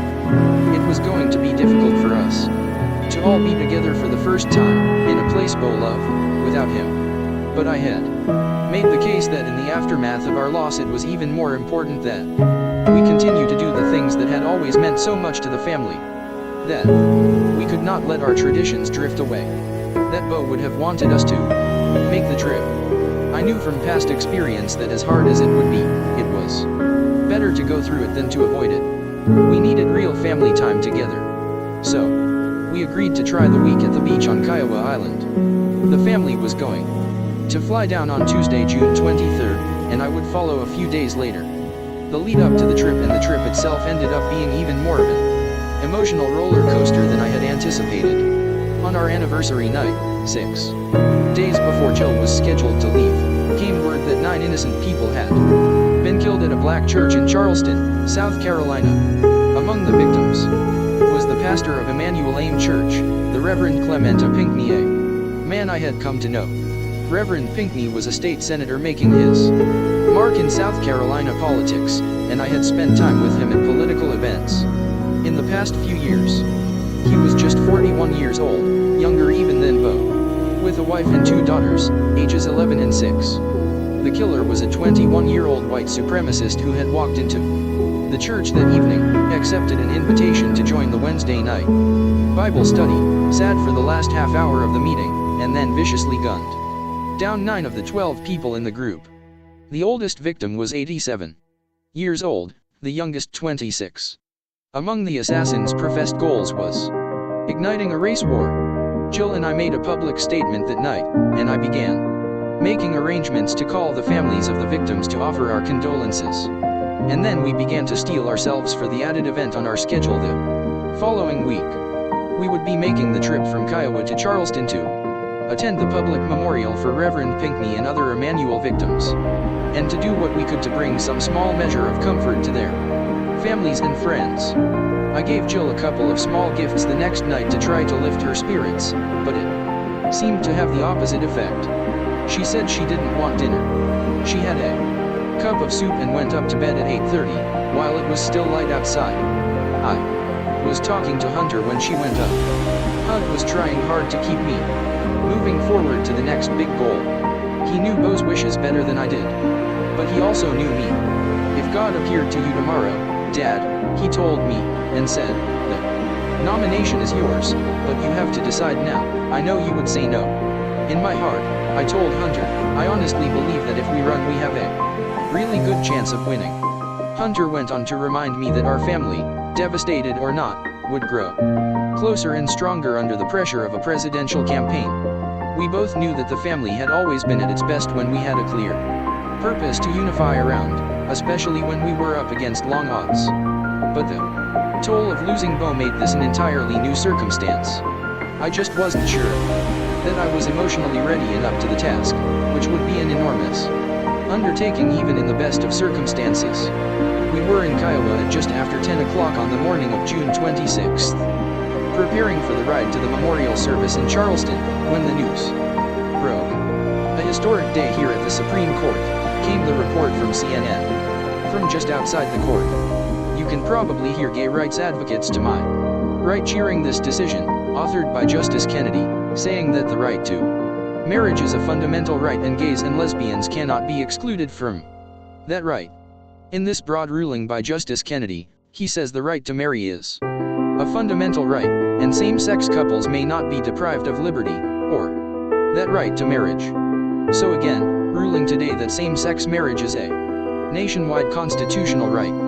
This is one of the greatest civil rights issues of our time, and this is what gay rights advocates have been hoping for decades. The decision was 5-4. Justice Anthony Kennedy, who was sworn in during the final year of Ronald Reagan's presidency, was not only the swing vote but also the author of the majority opinion in the landmark decision. I took some real pride in the ruling, in part because I had been the Judiciary Committee chairman who had presided over Kennedy's confirmation hearings. Anthony Kennedy wasn't Reagan's first choice.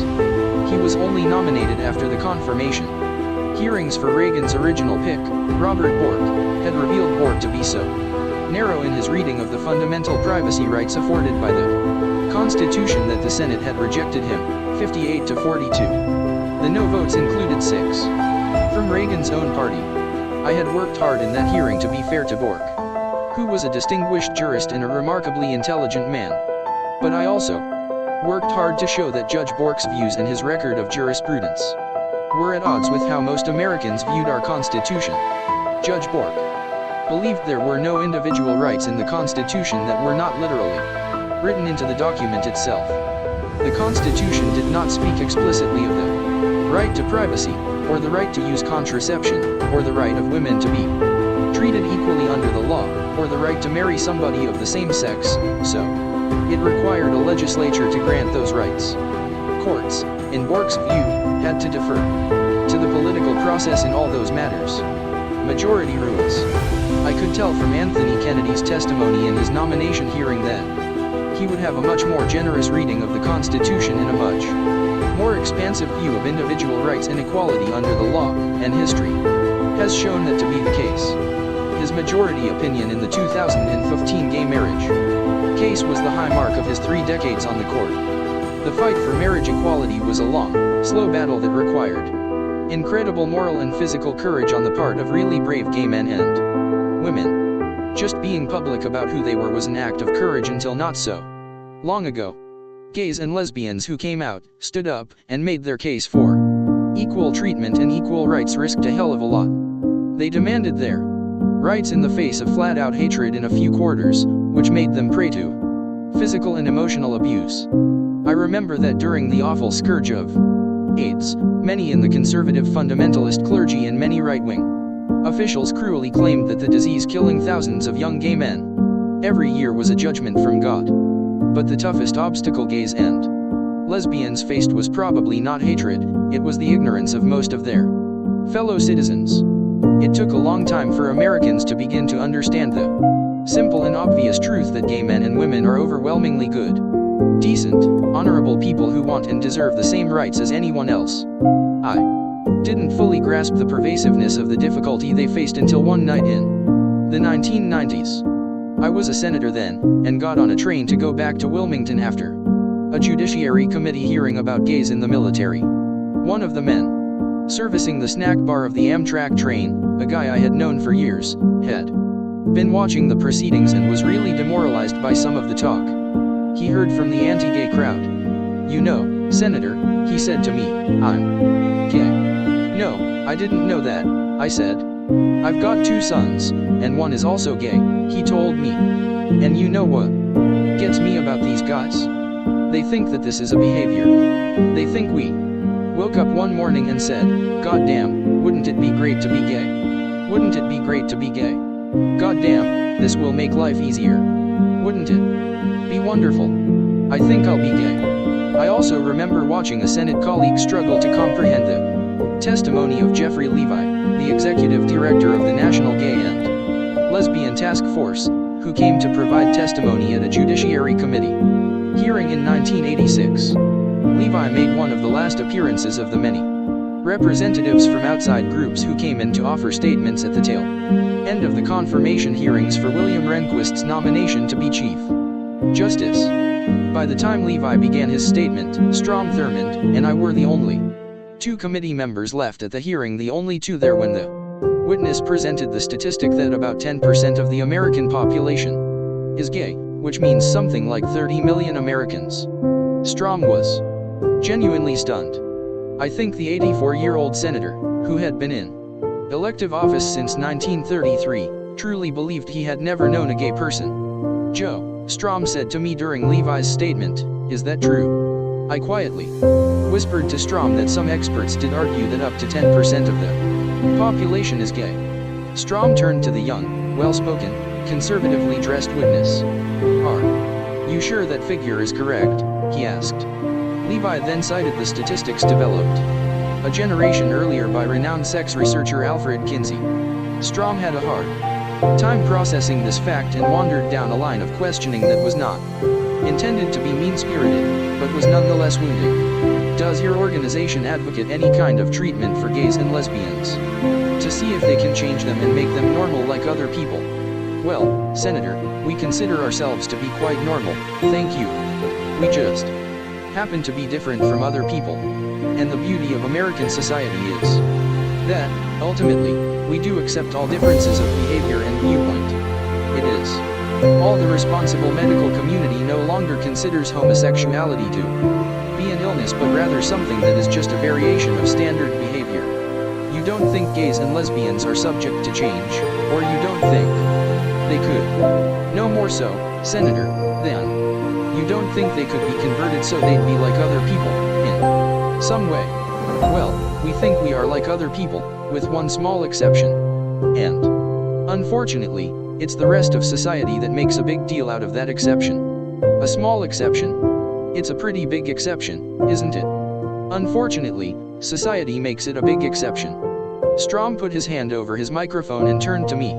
"I think I should go," he said, "shouldn't I?" Well, as of June 26, 2015, the law of the land would no longer make exceptions in recognizing marriage. In forming a marital union, 2 people become something greater than once they were.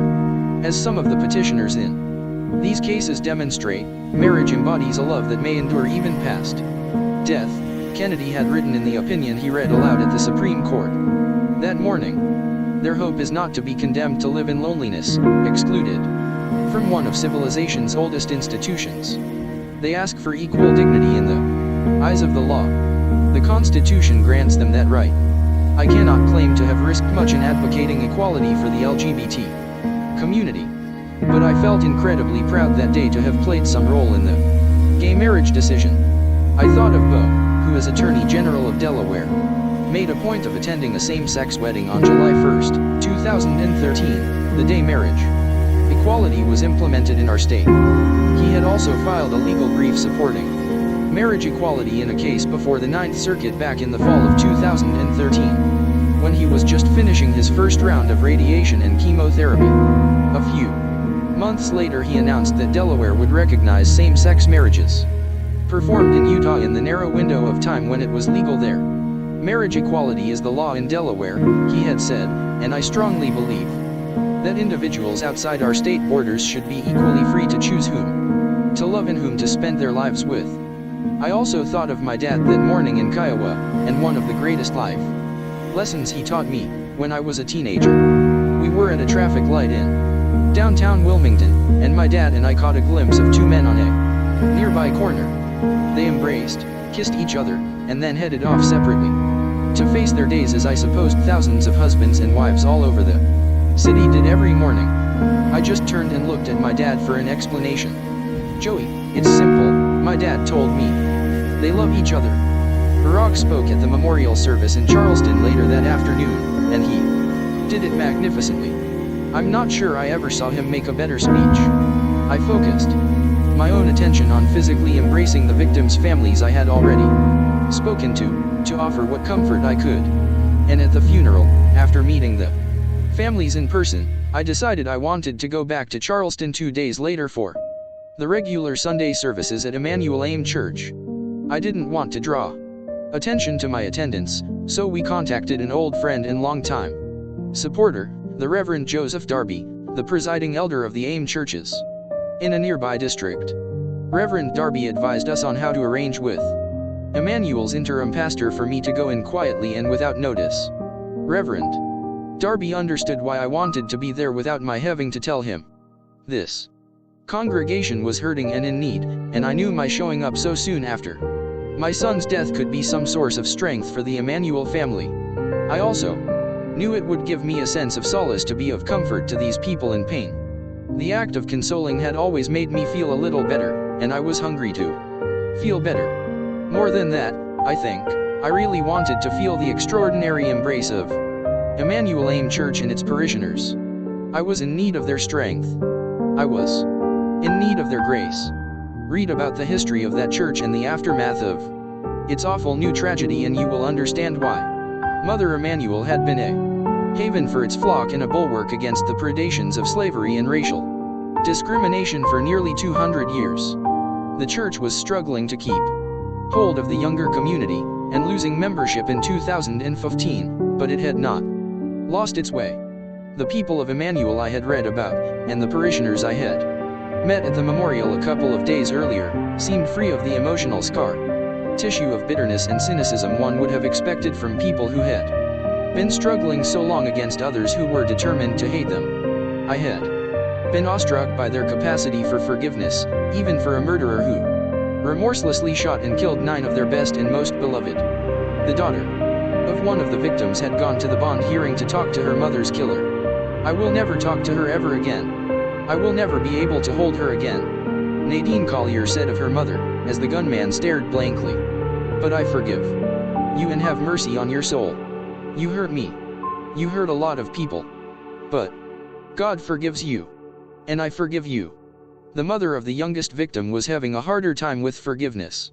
Felicia Sanders had been there in the room, cowering in fear, and heard her son's last words. "You don't have to do this," he had said to the killer. "We mean you no harm." "I have to do this," the gunman said, before he shot Felicia's 26-year-old son. "I have to finish my mission." Felicia Sanders admitted to struggling with me. "Forgiveness is a process," she would say. "Sometimes I have to have a prodding from God to forgive people for small things. When it comes to something this magnificent, it would be a whole process for me." There was an incredible grace to me in her effort. Hunter wanted to come with me, so we drove over that Sunday morning and pinned Emmanuel 9 ribbons onto our lapels on the way into the church. Emmanuel was overflowing that day, and when the pastor who had replaced Reverend Pinckney, Norval Goff Sr., called on all visitors to stand, I was surprised by how many worshipers got up on their feet. People from all over the country had come to share fellowship and show support to that church family. There were as many white visitors as black at the church that morning. The shooter had not incited a race war, quite the opposite. He had incited an incredible outpouring of support for Emmanuel among both whites and blacks. Reverend Goff asked me to say a few words that morning. "I wish I could say something that would ease the pain of the families and of the church," I told them. "But I know from experience, and I was reminded of it again 29 days ago, that no words can mend a broken heart. No music can fill the gaping void. And sometimes, as all preachers in here know, sometimes even faith leaves you just for a second. Sometimes you doubt. There's a famous expression that says faith sees best in the dark, and for the 9 families, this is a very dark time. I had not planned to make any sort of speech, but I had made some notes just in case, and was ready with a song that had given me comfort. Your love, Lord, reaches to the heavens, your faithfulness to the skies. Your righteousness is like the highest mountains, your justice like the great deep. You, Lord, preserve both people and animals. How priceless is your unfailing love, O God. People take refuge in the shadow of your wings. I pray that the families will find refuge in the shadow of his wings. And I pray that the love that all of you have shown to them, and people around the country to me, will help mend the broken hearts of their families and mine. When the service was done, Reverend Goff, Reverend Darby, and his wife, and Charleston's mayor, Joe Riley, wanted to take me on a brief tour. The sun was high and bright against the white church front when we got outside, sparkling down on a memorial display festooned with flowers and notes people had dropped off in the days after the shooting. We spent some time out front, looking at the still pageant of sympathy. I was about to leave when Mayor Riley grabbed me and said there was something else he wanted me to see, and he guided us all around the side and into the lower entrance of the church, down 6 steps and toward Clementa Pinckney's office. The Reverend's wife and his 6-year-old daughter had hidden in that office during the massacre. To the right end, 15 or 20 feet away, I could see the large fellowship hall where the Bible study group met. 9 good people had been killed on this floor, right beneath the pews, just 11 days earlier, but this parish persevered. Church members had filled in the bullet holes with putty and continued the regular Wednesday night Bible study without missing a single week. 150 people showed up for the Bible class the first Wednesday after the massacre. This territory belongs to God, Reverend Goff had told the world. I could feel emotion rising in my throat as I walked by. I had an overwhelming sense of gratitude for the people of Emmanuel and all the people who had come to support them or sent money and prayers. I was convinced the show of public support for Emmanuel was emboldening political leaders in South Carolina to step up and match their bravery and humanity. I really did believe that some good could come from this tragedy, and was heartened to see that politicians on both sides of the aisle in the state legislature were already talking about removing from their Capitol grounds one of the most hurtful symbols to black Southerners, the Confederate flag. I found myself trying to defend the Confederate flag. Republican State Senator Paul Thurmond, son of the one-time arch-segregationist Strom Thurmond, had said, "How do you defend it?" I flat out couldn't. Mayor Riley kept me moving, right into Reverend Pinckney's office. On Pinckney's wall, right where he had put it, was a picture that brought me up short. It was a photograph of the Reverend and me together, 7 months earlier, when he had helped organize an event to rally local clergy right before the 2014 midterm elections. We were both smiling that day. Clementa Pinckney had so much ahead of him that last time we were together. Now he was gone. I was up early the next morning and decided to go out for a bike ride on the hard sand beach. The weather was nearly perfect, as it had been for our entire trip to South Carolina. Scattered clouds appeared on occasion but passed on the wind. There was a gentle breeze on my face as I rode up the beach, beyond the line of private houses, then beyond the Ocean Course Clubhouse and all the way to the end of the good riding, where the sand softened up and the tree line began to press nearer the water. The Secret Service agents were well back, trailing me in their dune buggies. Nobody else was around. And suddenly I remembered riding out to this very spot with Bo the last time he was down here with us. Dad, he had said that day, "Let's stop and sit down here." And so we sat, the two of us, just breathing it in. "Look, Dad, isn't it magnificent?" he had said. "Isn't it beautiful?" And it was like I could hear him talking to me again. "Dad, let's stop and sit down." I got off my bike and found myself standing at what felt like the edge of the earth, just ocean and beach and woodlands. It was magnificent. I found myself suddenly overwhelmed. I could feel my throat constrict. My breath came shorter and shorter. I turned my back to the agents, looked out at the vastness of the ocean to one side and the darkness of the woods to the other, sat down on the sand, and sobbed. "Run, Joe, run." A story ran in the Wall Street Journal on our last day in South Carolina. Will he run? The headline read, Biden speculation mounts. It's no secret that Beau wanted him to run, was how the Journal quoted one of my longtime friends and political supporters. If he does what Beau wanted him to do, he'll run. The story didn't get much traction in the press, for which I was grateful, because I was really struggling. In the immediate aftermath of Beau's passing, just thinking about running for president was beyond me. Everything we talked about is over, I had said to my chief of staff, Steve Ricchetti, who had been overseeing my campaign planning along with Mike Donilon. Running for the Democratic nomination was all tied up with Beau. Was all tied up with the entire family. Before he got sick, Beau felt strongly that I should run, as did Hunt. Jill and Ashley had been very supportive. We all knew how much was at stake for the country, and we all believed I was best equipped to finish the job Barack and I had started. If Beau had never gotten sick, we would already be running. This was something we would have done together, with enthusiasm. Remember, Dad, Beau would be saying, home base. Home base. The thought of doing it without him was painful. But as the days passed, the idea of not running started to feel like letting him down, like letting everybody down. Hunt still thought the race would give us purpose, something big to focus on. That would help us deal with our profound sorrow. Jill thought we should continue to consider the possibility. I sometimes reflected on the courage Beau showed in his battle with an almost certainly unbeatable foe. Beau lost his fight, one of the doctors at Anderson had said, but he was never defeated. I wanted to be able to summon the courage to live up to Beau's example. But I wasn't sure if I would be able to find the emotional energy, and I knew from previous experience that grief is a process that respects no schedule and no timetable. I would be ready when I was ready, if I was ready, and not before. I had no idea when that would be.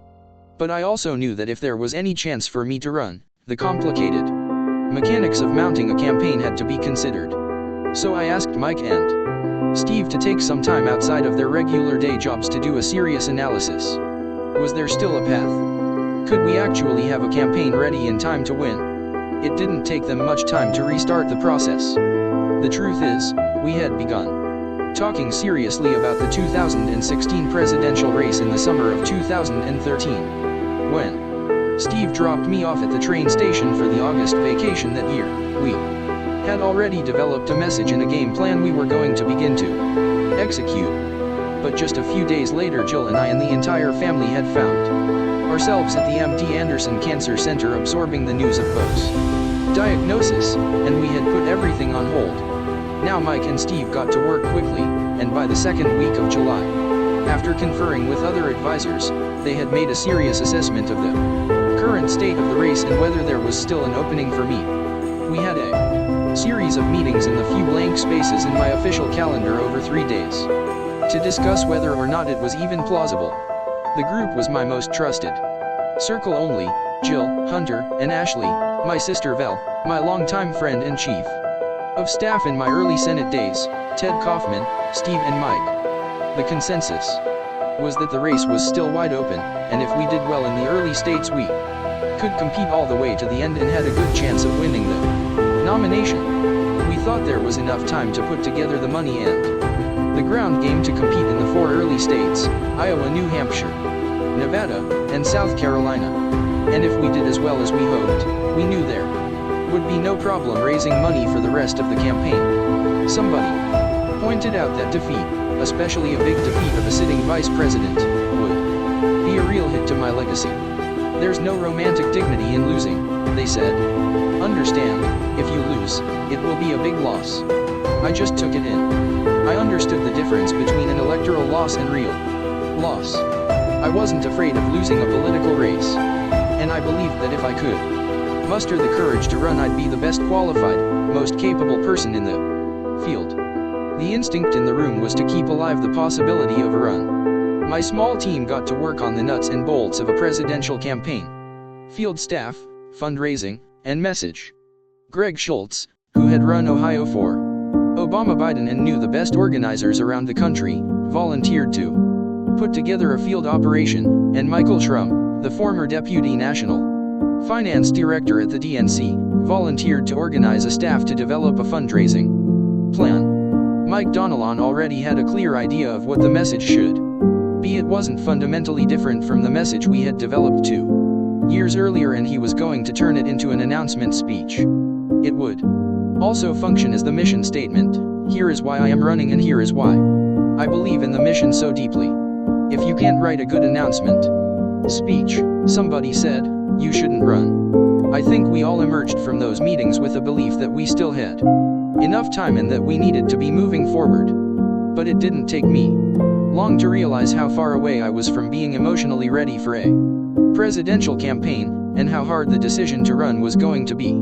I flew out west on July 21st to speak at a pair of Democratic Party fundraisers, and when we touched down at Buckley Air Force Base in Aurora, Colorado, there was a group of military personnel and their families waving hello in the distance. They were about 70 yards away, so I jogged over to greet them. Thank you, I said. Thank you for your service. As I was shaking hands, I heard a voice in the back say, Major Bo Biden, sir. Iraq, sir. Served with him, sir. Good soldier, sir. Good man. I felt a lump rise in my throat. My breathing suddenly became shallower and my voice cracked. I was afraid I would be overwhelmed by emotion, and I think the audience could see it. I waved and hustled over to the car. This was no way for a presidential candidate to act in public. 6 days later I flew to Rochester, New York, to join Governor Andrew Cuomo in announcing a new investment in cutting-edge technology that could be used for alternative energy, medicine, construction, and manufacturing. And then I went to New York City to stand with him as he announced his extensive plans to remake LaGuardia Airport. I spent 5 hours that day with Andrew Cuomo, and the visit ended up being more personal than political. He understood the decision I was wrestling with, because he had seen his father, Governor Mario Cuomo, struggle over his decision about whether to run for president. Mario had died earlier that year, so he was much on Andrew's mind. Andrew had also known Bo well. He had been elected Attorney General of New York the same day Bo had been elected Attorney General of Delaware. They had worked together and become friends.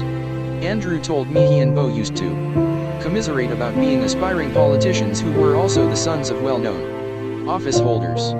They were both proud of us, proud to be our sons, but they agreed it made it hard to cut their own path. He told me they used to laugh about trying to manage their fathers, and joked about how demanding we could be, especially about our speeches. My father always sought perfection, Andrew told me that day. If it wasn't perfect, if the speech couldn't sing, he didn't want to give it, no matter what it was. If he was going to go out and speak to 30 people, it mattered to him. And Bo said you were the same way. I had always felt a kinship with Mario Cuomo. When I heard him give his celebrated speech at the 1984 Democratic National Convention, I remember thinking how much of his sense of fairness and justice and his disdain for those who abused their power flowed, like mine, from the teachings of the Catholic Church. I had told his family at his wake in January, and I had said it before in public, that Mario Cuomo was one of the few office holders who I ever looked at and thought, whoa, this guy might be better than me. And I had a growing appreciation for the difficulty of Mario's deliberations about running for president, no matter what the outside world was saying, for or against. The final decision had to feel right for him, just as my decision would have to feel right for me. What Andrew did express to me that day at the end of July was that his father never truly made peace with declining to seek the presidency. Whatever decision you make sure you won't regret it, he told me, because you'll live with it the rest of your life. Vice President Joseph R. Biden Jr. and his associates have begun to actively explore a possible presidential campaign, which would upend the Democratic field and deliver a direct threat to Hillary Rodham Clinton. Several people who have spoken to Mr. Biden or his closest advisors say, read the lead of the front page story on the New York Times on August 2nd. The news story relied on a column published the same day by the paper's own Maureen Dowd, who accurately reported that Bo had urged me to run. But the front page news story, unlike Maureen, inaccurately portrayed this as a deathbed scene, with Bo speaking to me as he lay dying. They formally corrected it, but only months later. The calls from outsiders, both in favor of my running and against, multiplied in the following days. A few days after the story ran, Mike brought me a polished new draft of the announcement speech we had written, and it was all there in 2,500 words. The mission statement. This would be a campaign based on one very basic principle: we're one America, it read, bound together in this great experiment of equality and opportunity and democracy. And everyone, and I mean everyone, is in on the deal. We had to speak to those who felt left behind. They had to know we got there. Despair. It never ceased to amaze me the reaction I got when I would tell audiences that the longest walk a parent ever had to make was up a short flight of stairs to tell their son or daughter they were going to have to move because they couldn't find work or the bank was taking the house. I would tell them how my dad made that awful walk, and to just think of how many people had been forced to do the same in recent years. Tears would well up in so many eyes. It was real. They were living it. We also had to speak to folks who were doing well. I took a lot of ridicule for saying rich folks were just as patriotic as anyone else. But I meant it.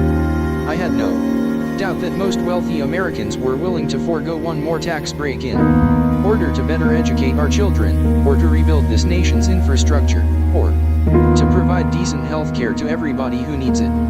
They know that the opportunity to get richer isn't the whole deal. Lifting up their country is part of the deal, too. We had to remind corporate America and Wall Street that just taking care of themselves and their shareholders wasn't good enough.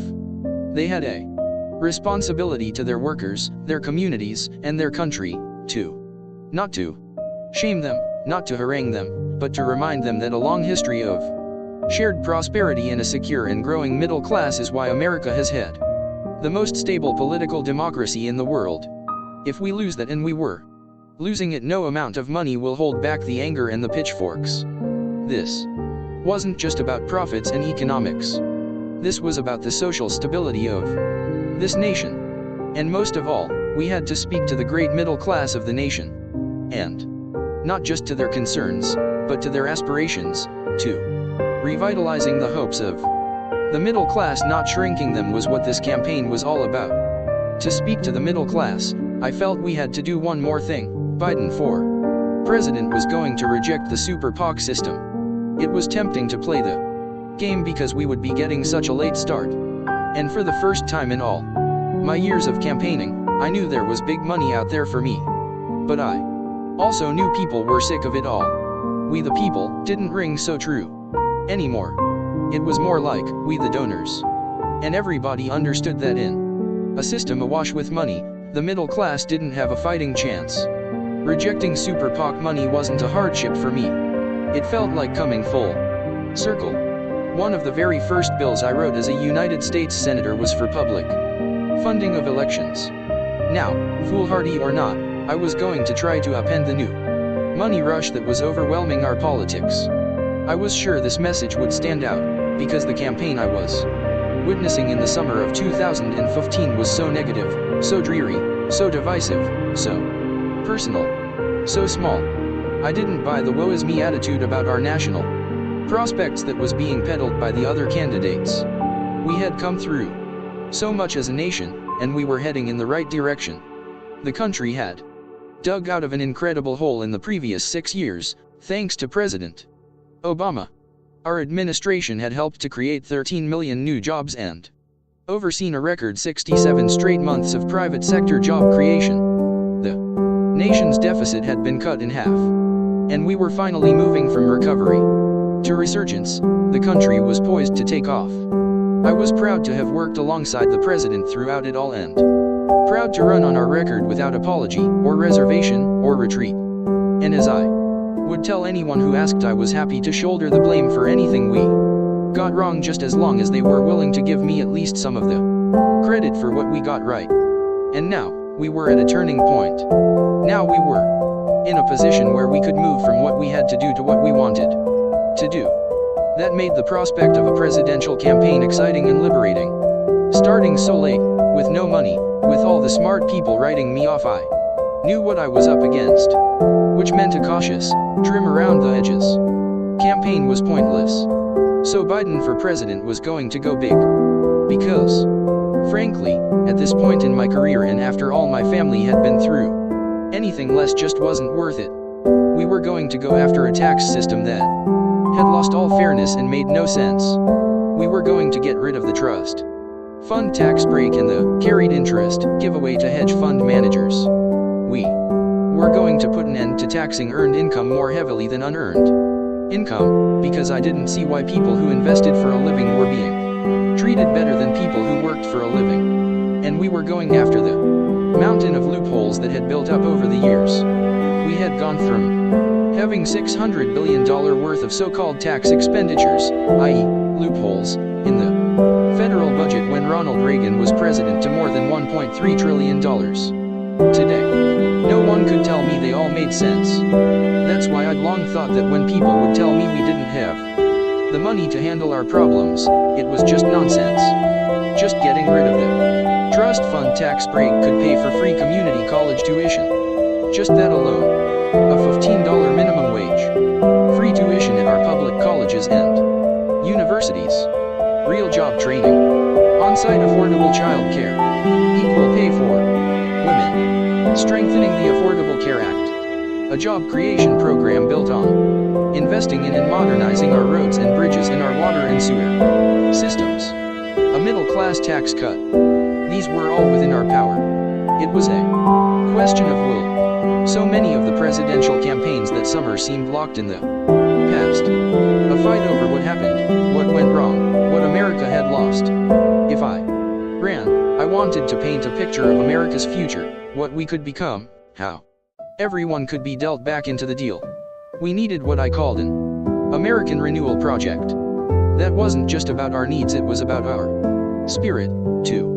We didn't just want an infrastructure bill with money for highways, railroads, and airports. We were going to fund the highways of tomorrow, with thousands of charging stations for electric cars and dedicated lanes for self-driving cars. Those lanes could cut travel time in rush hour Los Angeles in half. We wanted bullet trains capable of traveling more than 220 miles an hour, jets that could fly from coast to coast in an hour or two. Because that was the future. I had fought to create a smart grid for America's electricity when we put together the Recovery Act. I was certainly going to fight for it as president. I was also going to fight for better gun safety. We had to overcome the cowardice and stand up to the NRA. New technologies such as hand recognition gun technology might just prevent another Newtown or Charleston. We wouldn't just provide extra funding for cancer research, we would create and fund a cancer moonshot to reinvent the systems for prevention, research, and care, bringing together the best clinicians, scientists, and other experts to double the rate of progress and deliver real outcomes for patients. Why couldn't we end cancer as we know it? Mike was more bullish than ever about the run. In early August, he presented the case that I was in better shape as a candidate now than I had been 6 months earlier. My poll numbers were up, and still on the rise. My favorable ratings were higher than those of any candidate in the race in either party. My numbers on trustworthiness, honesty, and empathy were as high as they had ever been. And I was strongest where the most formidable candidate, Hillary Clinton, was weakest, the key swing states like Pennsylvania, Ohio, and Florida. The president must have been getting an earful from his political team, a few of whom were actively working for Hillary's nomination, because at our next lunch he again asked me straight up what I was planning. Mr. President, I said, I'm not ready to make up my mind. I was still working through whether I was prepared to give it all of my energy for the next year and a half. I'm taking it one day at a time. If we do decide to go, we'll decide in time to be viable. The president was not encouraging. A lot happening, I wrote in my diary when I finally got some downtime in Wilmington the next weekend. Need to be careful it doesn't get away from me. I need to slow down, ramp down my schedule for the month of August. I've got to figure out what I need to know to be ready. I was assiduous about keeping my own deliberations within the trusted circle But I was getting plenty of outside advice. The chatter among Democratic Party insiders and most of the political pundit class was that it was too late. I could not raise the money. There was no good talent left out there to fill up a real campaign structure and staff a viable ground game, and once I got in the race all my wonderful poll numbers would collapse. A lot of people were telling us that my high favorability ratings were merely temporary, the function of the public sympathy surrounding Bo's death. A Politico reporter covering one of Hillary's fundraisers on Martha's Vineyard, where Barack was also seen playing a round of golf with Bill Clinton, made my quixotic effort the lead of the story. As Joe Biden considers a possible run for president, the Politico reporter noted on August 16th, the donors he'd need to be viable appear to be ruling him out. There really is no contest right now, said one donor. I think people are unifying around Hillary. A couple of people on President Obama's political team were telling us the race just wasn't winnable for me. There was usually a preamble, we're very protective of the vice president. We don't want to see Joe get hurt. We can only imagine what he's going through right now. But they were not subtle. They asked Steve and Mike to consider the incredible historical forces around Barack Obama in 2008, when he ran against the Clinton machine and still just barely won. And if she almost beat us, they implied, she will definitely beat you. I heard it all and understood the difficulties, but none of that much mattered. Just as it didn't matter how fast the Bernie Sanders movement was building or how vulnerable Hillary suddenly looked. The other candidates simply weren't my main consideration. I spent a full week of the August vacation at our house in Wilmington, refining the announcement speech and trying to breathe myself back into my old life. We didn't get to spend much time at our house on the lake anymore, so it felt good to work the property. I got out the chainsaw and took down some dead trees, replaced failing light bulbs, power washed the stucco walls. I had to call a contractor to get an estimate for installing a new tin roof on the tiny outbuilding by the lake where we kept the fishing poles. There were a lot of calls coming in from people encouraging me to run, especially from former colleagues in the Senate, Don Riegel, Bob Kerrey, Chris Dodd, Tom Dashley, who had told me months earlier that if I decided to go he was in 100%. Bill Bradley must have had me on speed dial.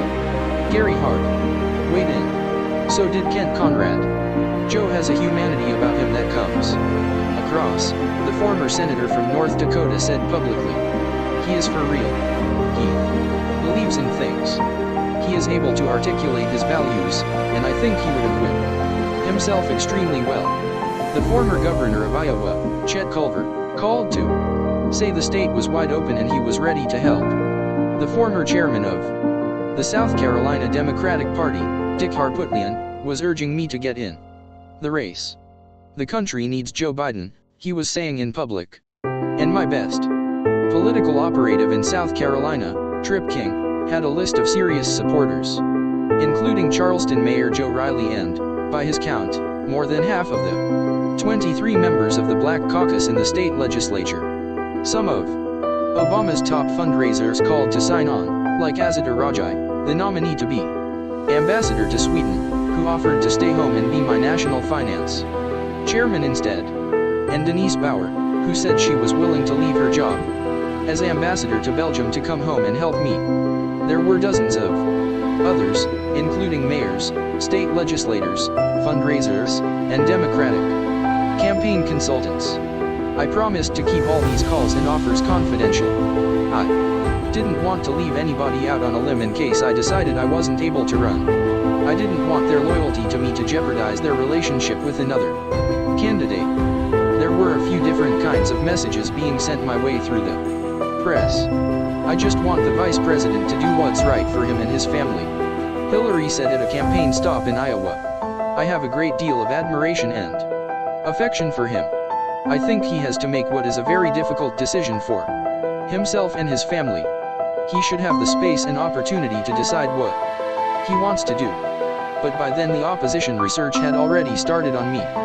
There was a big story at the end of August about the community policing crime bill that I had authored and Bill Clinton had heralded as a great step forward when he signed it as president in 1994. He was now calling it a big mistake. That was followed by a story alleging I was cozy with the banking and credit card industry when I was a senator. And Clinton backers sent the signal that they would not stop at voting records and policies if I did get in the race.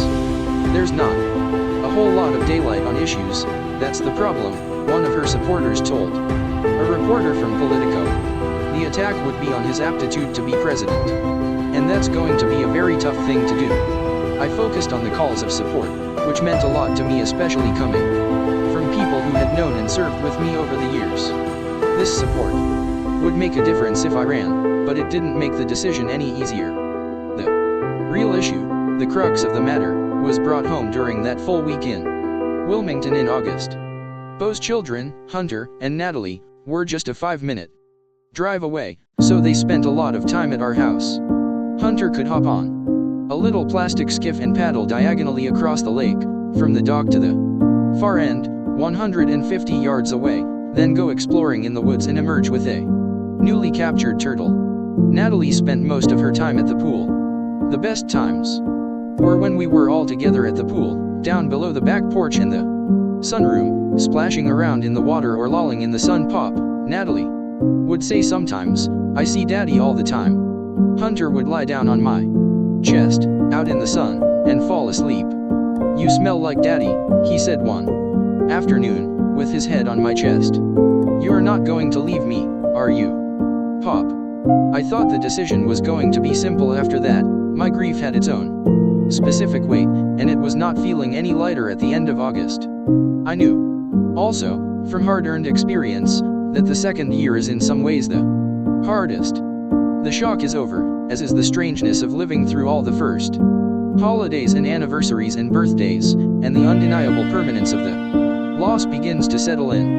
If I did win the nomination the next summer, we would all be trying to deal with that new layer of grief in the middle of a general election.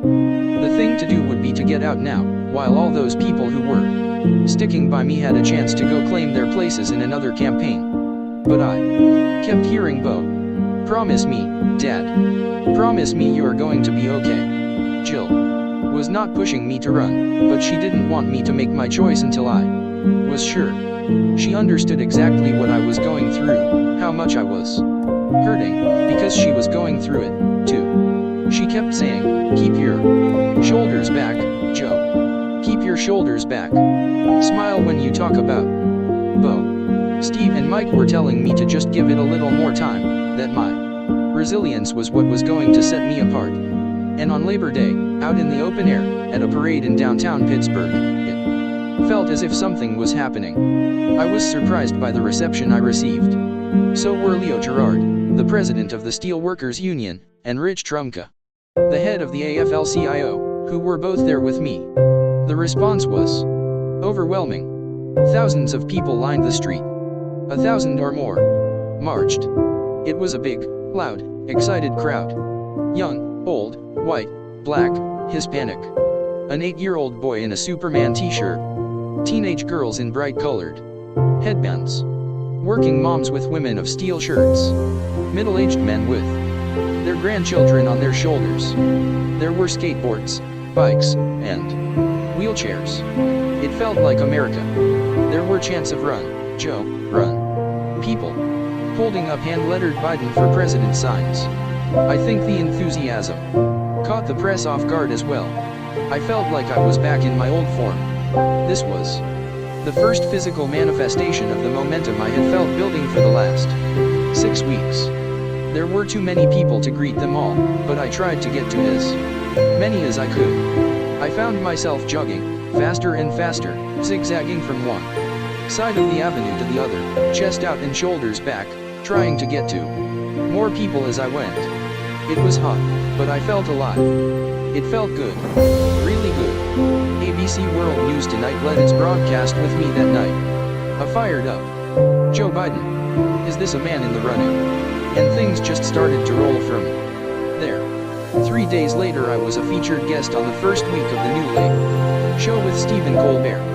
Colbert let me talk a lot in the first segment about Bo and what my son meant to me. It was a good test. I thought I did pretty well, without getting too emotional. Maybe I was turning a corner.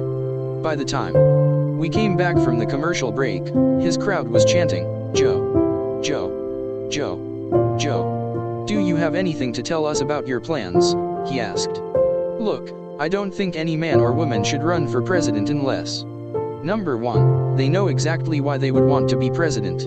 2, they can look at the folks out there and say, "I promise you, you have my whole heart, my whole soul, my energy, and my passion, to do this." And I'd be lying if I said that I knew I was there. I'm being completely honest. Nobody has a right, in my view, to seek that office unless they're willing to give it 110% of who they are.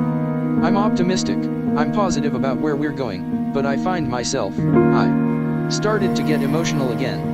Sometimes, I finally continued, "It just overwhelms you." And I found myself telling him the story about the air base in Denver where I got choked up. When I got off the set I was relieved that I had held it together, but I was drained. Hunter saw how hard it was. "Dad, you were great," he said to me when I got home, "but we've got to stop talking about the loss of Bo. We have to talk about all that Bo accomplished and we have to talk about the future." The reviews of the Colbert interview the next day put talk of Biden for president into overdrive. It was an extremely rare sighting given our culture and our politics today, Mike Barnacle said at the top of Morning Joe. It was an actual human being. I was still in New York that day to help Governor Cuomo mark the anniversary of September 11th. Andrew had already endorsed his home state's former Senator Hillary Clinton for president, but he was still pushing me to think hard about running. "Don't make a decision you'll regret." And he was effusive in his praise for me. "Today is about human beings and character," he told a meeting of first responders. "This is a man who is authentic. This is a man who is genuine. When he's with you, he looks you in the eye and tells you he's with you. He's all heart. He's here to do the right thing. He's a friend in good days and bad days."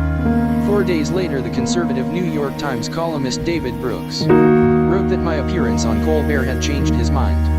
He now believed I should run. Every presidential candidate needs a narrative to explain how his or her character was formed, he wrote. With Stephen Colbert he revealed a story and suggested a campaign that is moving, compelling and in tune with the moment.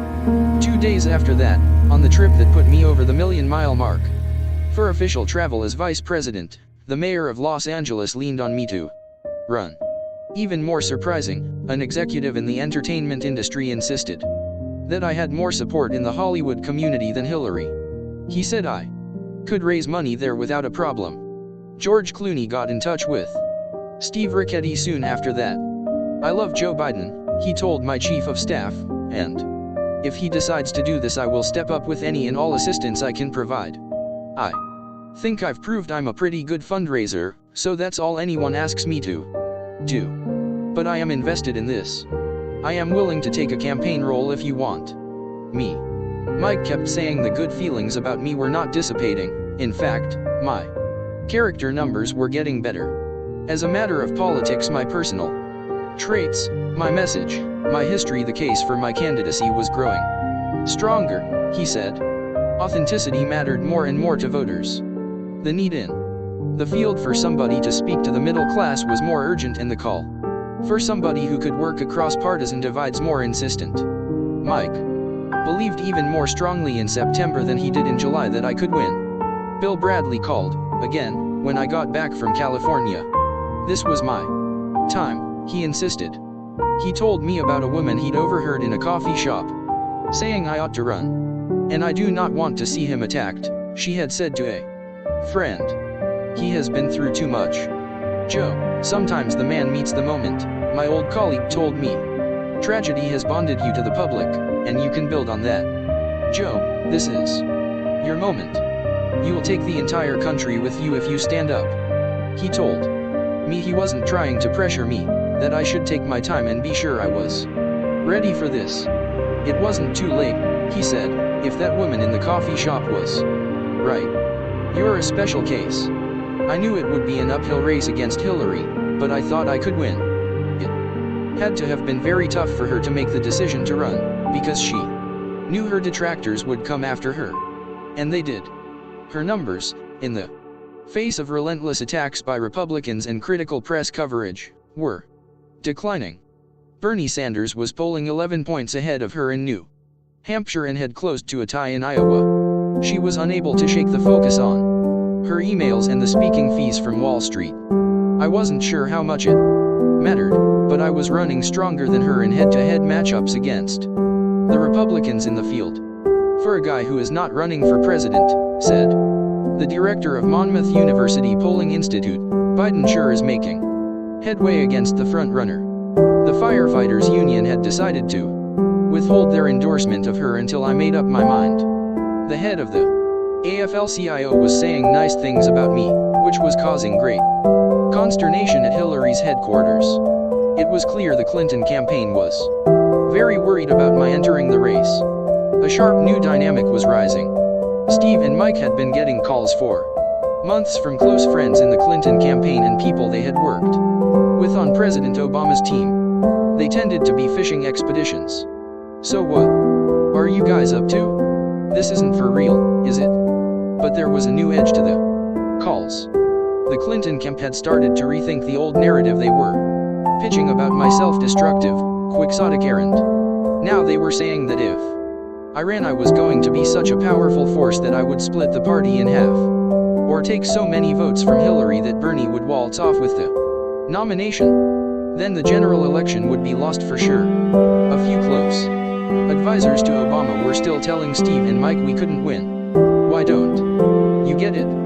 The truth was, I was comfortable, as was the rest of the team, with our underdog status this early in the race.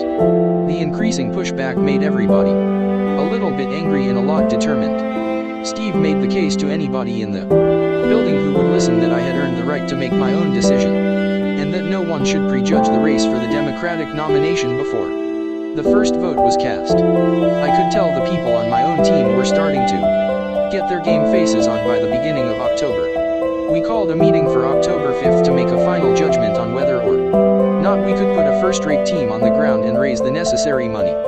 Steve and Mike were there along with Greg Schultz and Michael Schrum, who had both been working on the nuts and bolts since July. Jill, Val, and Hunter were there, and Ted Kaufman. But the circle had widened now and included people like Bob Bauer and Anita Dunn, who had been key players on the Obama team. Bob, who had been White House legal counsel, had worked out an understanding with his firm that made it possible for him on his own time to act as one of my key personal advisors as I worked through this decision. I sat, almost stunned, as they talked through mechanics. It was clear we had the time to meet all the state filing deadlines. We knew exactly how much money we would need to compete in the first 4 states, and we had the means to raise it. Even with our decision not to take advantage of super PACs that could receive unlimited donations from wealthy individuals, we had commitments from more than 50 specific individuals, each with a track record of raising a minimum of $250,000 for Obama-Biden, who were all willing to do it again for Biden 2016. We just had to ask. Greg Schultz had identified state directors in Iowa, New Hampshire, Nevada, and South Carolina. He had lined up the best organizers in swing states like Pennsylvania, Ohio, and Florida. It was clear there was plenty of talent left, and they were ready to get on board. Anita Dunn, Obama's former communications director, was already in the room. Pete Rouse, who had been Obama's deputy chief of staff, had agreed to join us too. I was really proud to see how many former members of President Obama's campaign team, his White House staff, and even members of his cabinet were willing to pitch in to help me. We had put together an impressive list of endorsements. Anita had a media plan for an announcement in 2 weeks, or in 3. We were ready to find office space in Wilmington for the headquarters.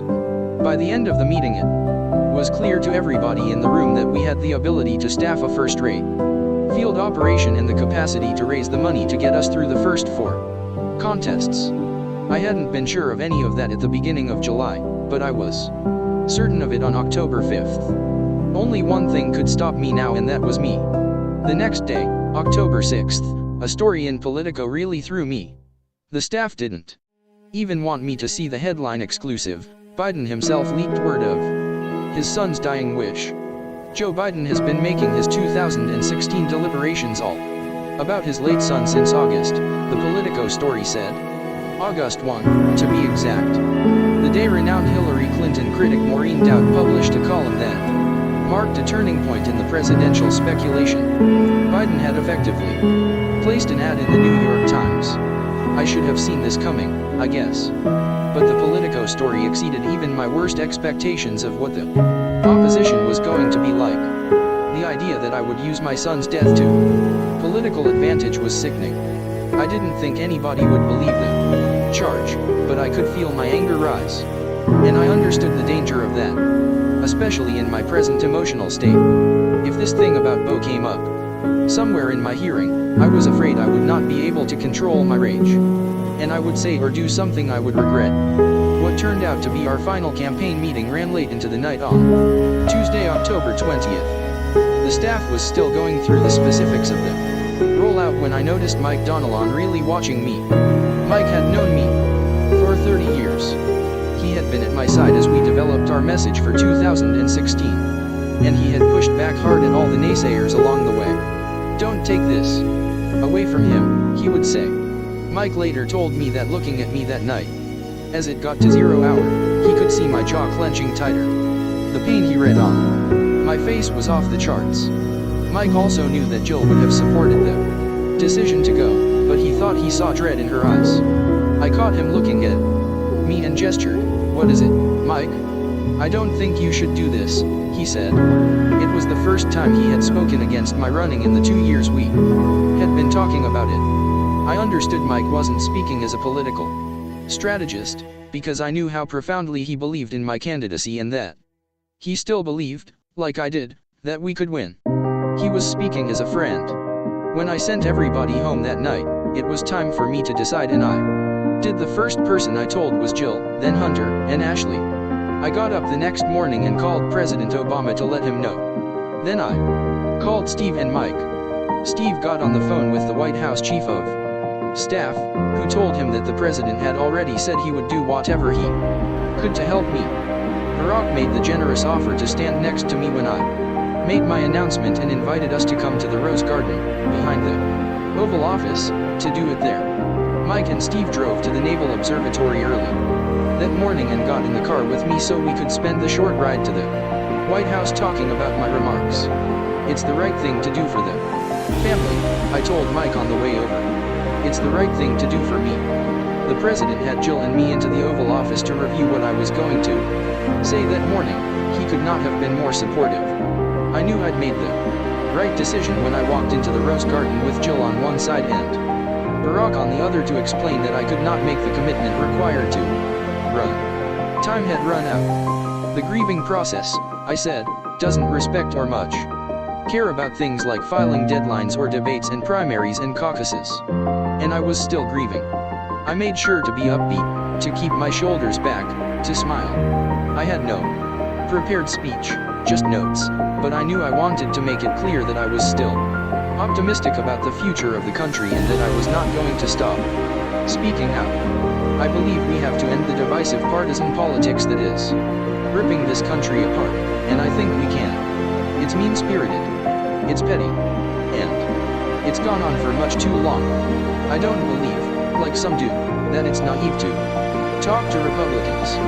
I don't think we should look at Republicans as our enemies. They are our opposition, not our enemies. And for the sake of the country, we have to work together.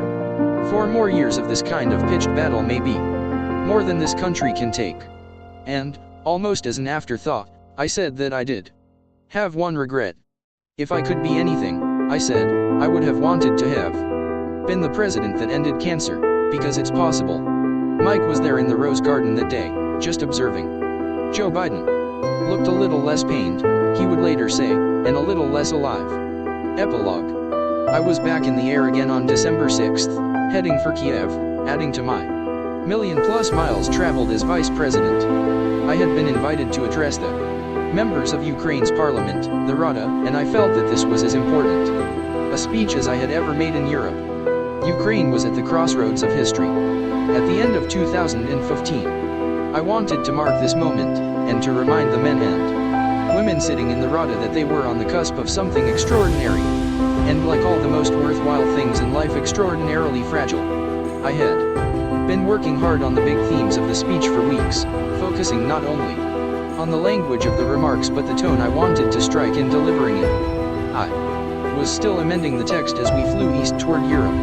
At the front of my mind were the 100 or so Ukrainian civilians who had been killed almost 2 years earlier in the Revolution of Dignity protests in Kiev.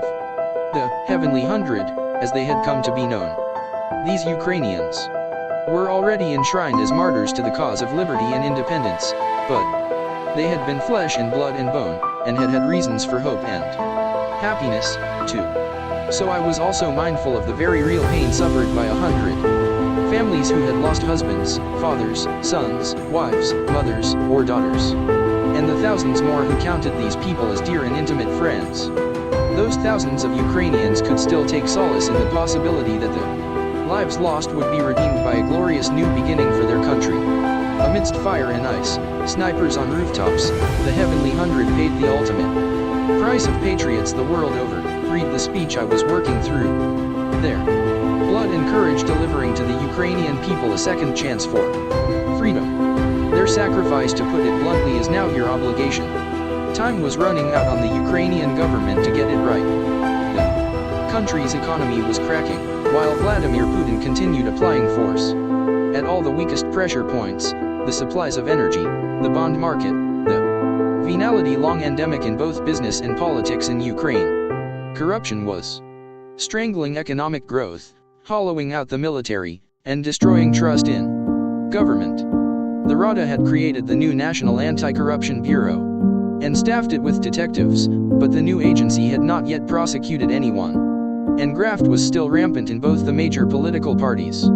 The prosecutor general was himself reported to be tainted by corruption. Dedicated members of the reform movement were losing heart. One of its leaders wondered if Ukraine was about to crumble as a viable state. It appeared as likely as not that the sacrifice of the Heavenly 100 as well as the thousands of other Ukrainians who had died in the fighting since would come to naught. That was what I was walking into in my first trip back to Ukraine since just before Thanksgiving a year earlier. The flight path to Eastern Europe that December took us over the North Atlantic, where, on a clear day, the first speck of land you see below is Ireland, which has been a defining touchstone in my own personal and family history. One of my colleagues in the Senate, Daniel Patrick Moynihan, once made this simple but profound observation about us Irish: to fail to understand that life is going to knock you down is to fail to understand the Irishness of life. I knew the truth of it before I ever heard Senator Moynihan speak it aloud, as should any descendant of the Bluets of County Mayo, where the River Moy begins to widen and lose itself into the North Atlantic, and the Finnegans of County Loch, on a volatile little inlet of the Irish Sea. I had been knocked down hard enough by then to understand the Irishness of life, and this past year had reminded me of it all over again. But that was not the whole story of Irishness to me, not even the half of it. Keep the faith, Joey, my grandfather Finnegan used to say to me when I walked out his door. Remember, the best drop of blood in you is Irish. We Irish, I like to tell people, are the only people in the world who are actually nostalgic about the future. I have never stopped being a dreamer. I refuse to stop believing in possibilities. Flying over the North Atlantic on Air Force 2, working on that speech to the Rada, reminded me of all that, as it reminded me of another driving force in life, one I suspected I shared with all the elected officials in the Rada. One thing I know from working with politicians and national leaders across the world is that they are a lot more like me than unlike me. Most of us aspire to the same thing: the opportunity to be part of creating something truly consequential and meaningful for their country, the chance to be part of a historic moment and to be remembered for their courage and vision in having acted. So I believed I knew what kind of political sermon would move those Ukrainian legislators. When I was just barely a teenager, my mother asked me what I wanted to do, or be, when I grew up, and I only knew one thing for sure. I wanted to make a difference, to be part of some significant historical change. I guess it was because I was thinking about civil rights. This drive is an undeniably powerful force, and I believe harnessing it in the Service of something good is our best hope for the future. So as I prepared the speech, I understood I had to do a lot more than simply announce to the Ukrainian legislators an additional $190 million of direct aid from the United States, or to assure them that the US and its allies were going to keep supporting them in the face of military and economic pressure from Putin and keep defending their right as a sovereign nation to make their own decisions and choose their own allies, or to remind them that they had to continue to root out the rampant corruption in their national politics. None of that would be enough for the job at hand. I felt I had to remind them of their higher purpose. By the time I stepped to the podium in the Rada on December 7th, I was determined to appeal to something beyond their immediate self-interest, the chance to bequeath to their children and grandchildren the freedom and democracy that had eluded them for centuries. So I told them they had arrived at a moment of being able to create a real, independent, and sustainable democracy in Ukraine that was akin to America's own revolutionary moment more than 200 years earlier. It began when men of conscience stood up in legislative bodies representing every region in what was then colonial America. Massachusetts, Pennsylvania, Virginia, very different interests, and declared in each of their regions the inherent rights of free people, the inherent right to be free, I told them. They took a vast continent and a diverse people, what John Adams, one of our founding fathers and future presidents, called an unwieldy machine, and they molded that unwieldy machine into a united representative democracy where people saw themselves as Americans first and citizens of their region second.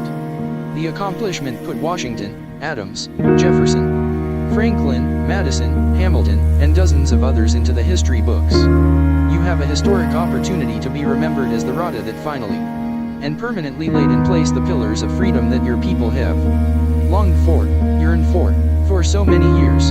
I told the whole of Ukraine's elected body, this is your moment. This is your responsibility. They had to put aside the partisan and parochial, and strive for what Edmund Burke called the general good. If they succeeded, I really believed their grandchildren would speak their names in hushed and reverent tones. This is all within your power, I told the members of the Rada. It's within your hands. Nobody else is yours. Nobody ever told me a life in politics and public service would be easy, like life. I never expected politics to be free of disappointment or heartache. But I have always believed it was worth the effort. And having been in elective office and public service since I was 27 years old, I had come to understand that all good things are hard and take time. It might take a generation or more to know if the revolution of dignity in Ukraine had truly succeeded. Just as it would take a generation or more to know if the US investment in the northern triangle countries of Honduras, Guatemala, and El Salvador would really transform those places into safe and secure democratic nations with expanding economies and a thriving and well-educated middle class. Just as it would be a generation or more before we knew if all the blood and treasure spent in all the effort expended by Bo and hundreds of thousands of other American troops in Iraq would birth an inclusive and unified democracy based on freedom and religious tolerance. I was determined, even in my last year in office, to do what I could to keep things moving in the right direction. And they were. About a week after my return from Kiev, Congress approved a $750 million appropriation for the Northern Triangle countries that I had invested in. Enormous amount of my personal time and reputation achieving. It was triple the previous year's appropriation, and would be enough to begin helping political leaders in the Northern Triangle provide civil governments responsive to their respective citizens, as well as increased security and opportunity. And then, in the last week of December, with the assistance of United States military trainers and more than 600 coalition airstrikes carried out on ISIL targets, the Iraqi security forces won Ramadi back from the jihadists. Prime Minister Abadi's coalition of Shia and Sunni fighters had taken the city, and they held it. Abadi's commanders were already drawing up plans for clearing other key cities. Inanbar and would eventually move on Mosul. It made me proud to know that when Abadi had called 9 months earlier and said, "Joe, I need your help," I went to bat for him. And I think it made a difference. President Obama had a surprise for me at his final State of the Union address, in January 2016. Last year, Vice President Biden said that with a new moonshot, America can cure cancer, he said, about 25 minutes into the speech. Tonight, I'm announcing a new national effort to get it done. And because he's gone to the mat for all of us, on so many issues over the past 40 years, I'm putting Joe in charge of mission control. For the loved ones we've all lost, for the family we can still save, let's make America the country that cures cancer. Once and for all. What do you say, Joe? I was receiving this news at the same time the rest of the country did. As the president turned to me and nodded, I looked out and saw former colleagues on both sides of the aisle on their feet, applauding. It gave me hope that we could do something significant. Barack had seen what my family had gone through the last few years, not only the hard times, but the times when the genius and the effort of the medical team at MD Anderson had given us real hope. He had heard me in the White House Rose Garden a few months earlier when I spoke of my only real regret about not running, that I would not be the president who oversaw the end of cancer as we know it.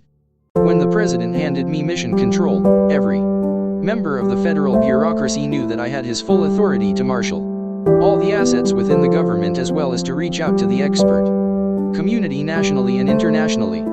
This was the first time any president had delegated the authority to one individual to get the job done. He was handing me a remarkable opportunity, a chance to help save other families from what we had just gone through. I have spent the past few years working to accelerate the fight against cancer. I believe we are on the cusp of real and significant breakthroughs, and I have dedicated myself to doing two things: bringing a sense of urgency to the fight, and making sure the systems of prevention, research, and patient care are designed to take advantage of the best of 21st century science and technology. We're on the verge of supercomputer capability that will provide a billion calculations per second, increasing our chances of finding new answers if we can bring together data from thousands, or millions, of patients. I have been encouraging a system that honors team science and increased collaboration and data sharing among clinicians, researchers, and medical experts at the different cancer centers across the nation and around the world. I have been working to make the best prevention and care available to all communities, so outcomes aren't wholly dictated by zip code, and helping to find ways to incentivize pharmaceutical companies to work with one another to provide for more combination therapies and clinical trials. At the heart of it all is my desire to encourage a system and a culture that put the interests of the patients and their families ahead of all other considerations. I learned firsthand, the hardest way possible, that facing down cancer is a frightening and costly ordeal in the best of circumstances, for the strongest of families. We need to identify any and all extra obstacles placed in front of these suffering people, mark these obstacles as inexcusable, and work to abolish them. The effort has bipartisan support in Congress, help from businesses across the country, and commitments from many other countries to engage with us in the effort to end cancer as we know it. The goal is within our reach, and reaching that goal will remind us of something the country seems to have lost sight of. There is nothing we cannot accomplish as Americans if we set our minds to it. There is no challenge we cannot meet. I am more optimistic about our chances today than when I was elected to the Senate as a 29-year-old kid. The 21st century is going to be another American century. As I write this, in the summer of 2017, I still think of the question Barack put to me in his private dining room just off the Oval Office back in January 2015. Joe, he had asked, how do you want to spend the rest of your life? The answer I gave him then still holds today. In fact, it was the same answer I would have given when I was making my start in public life.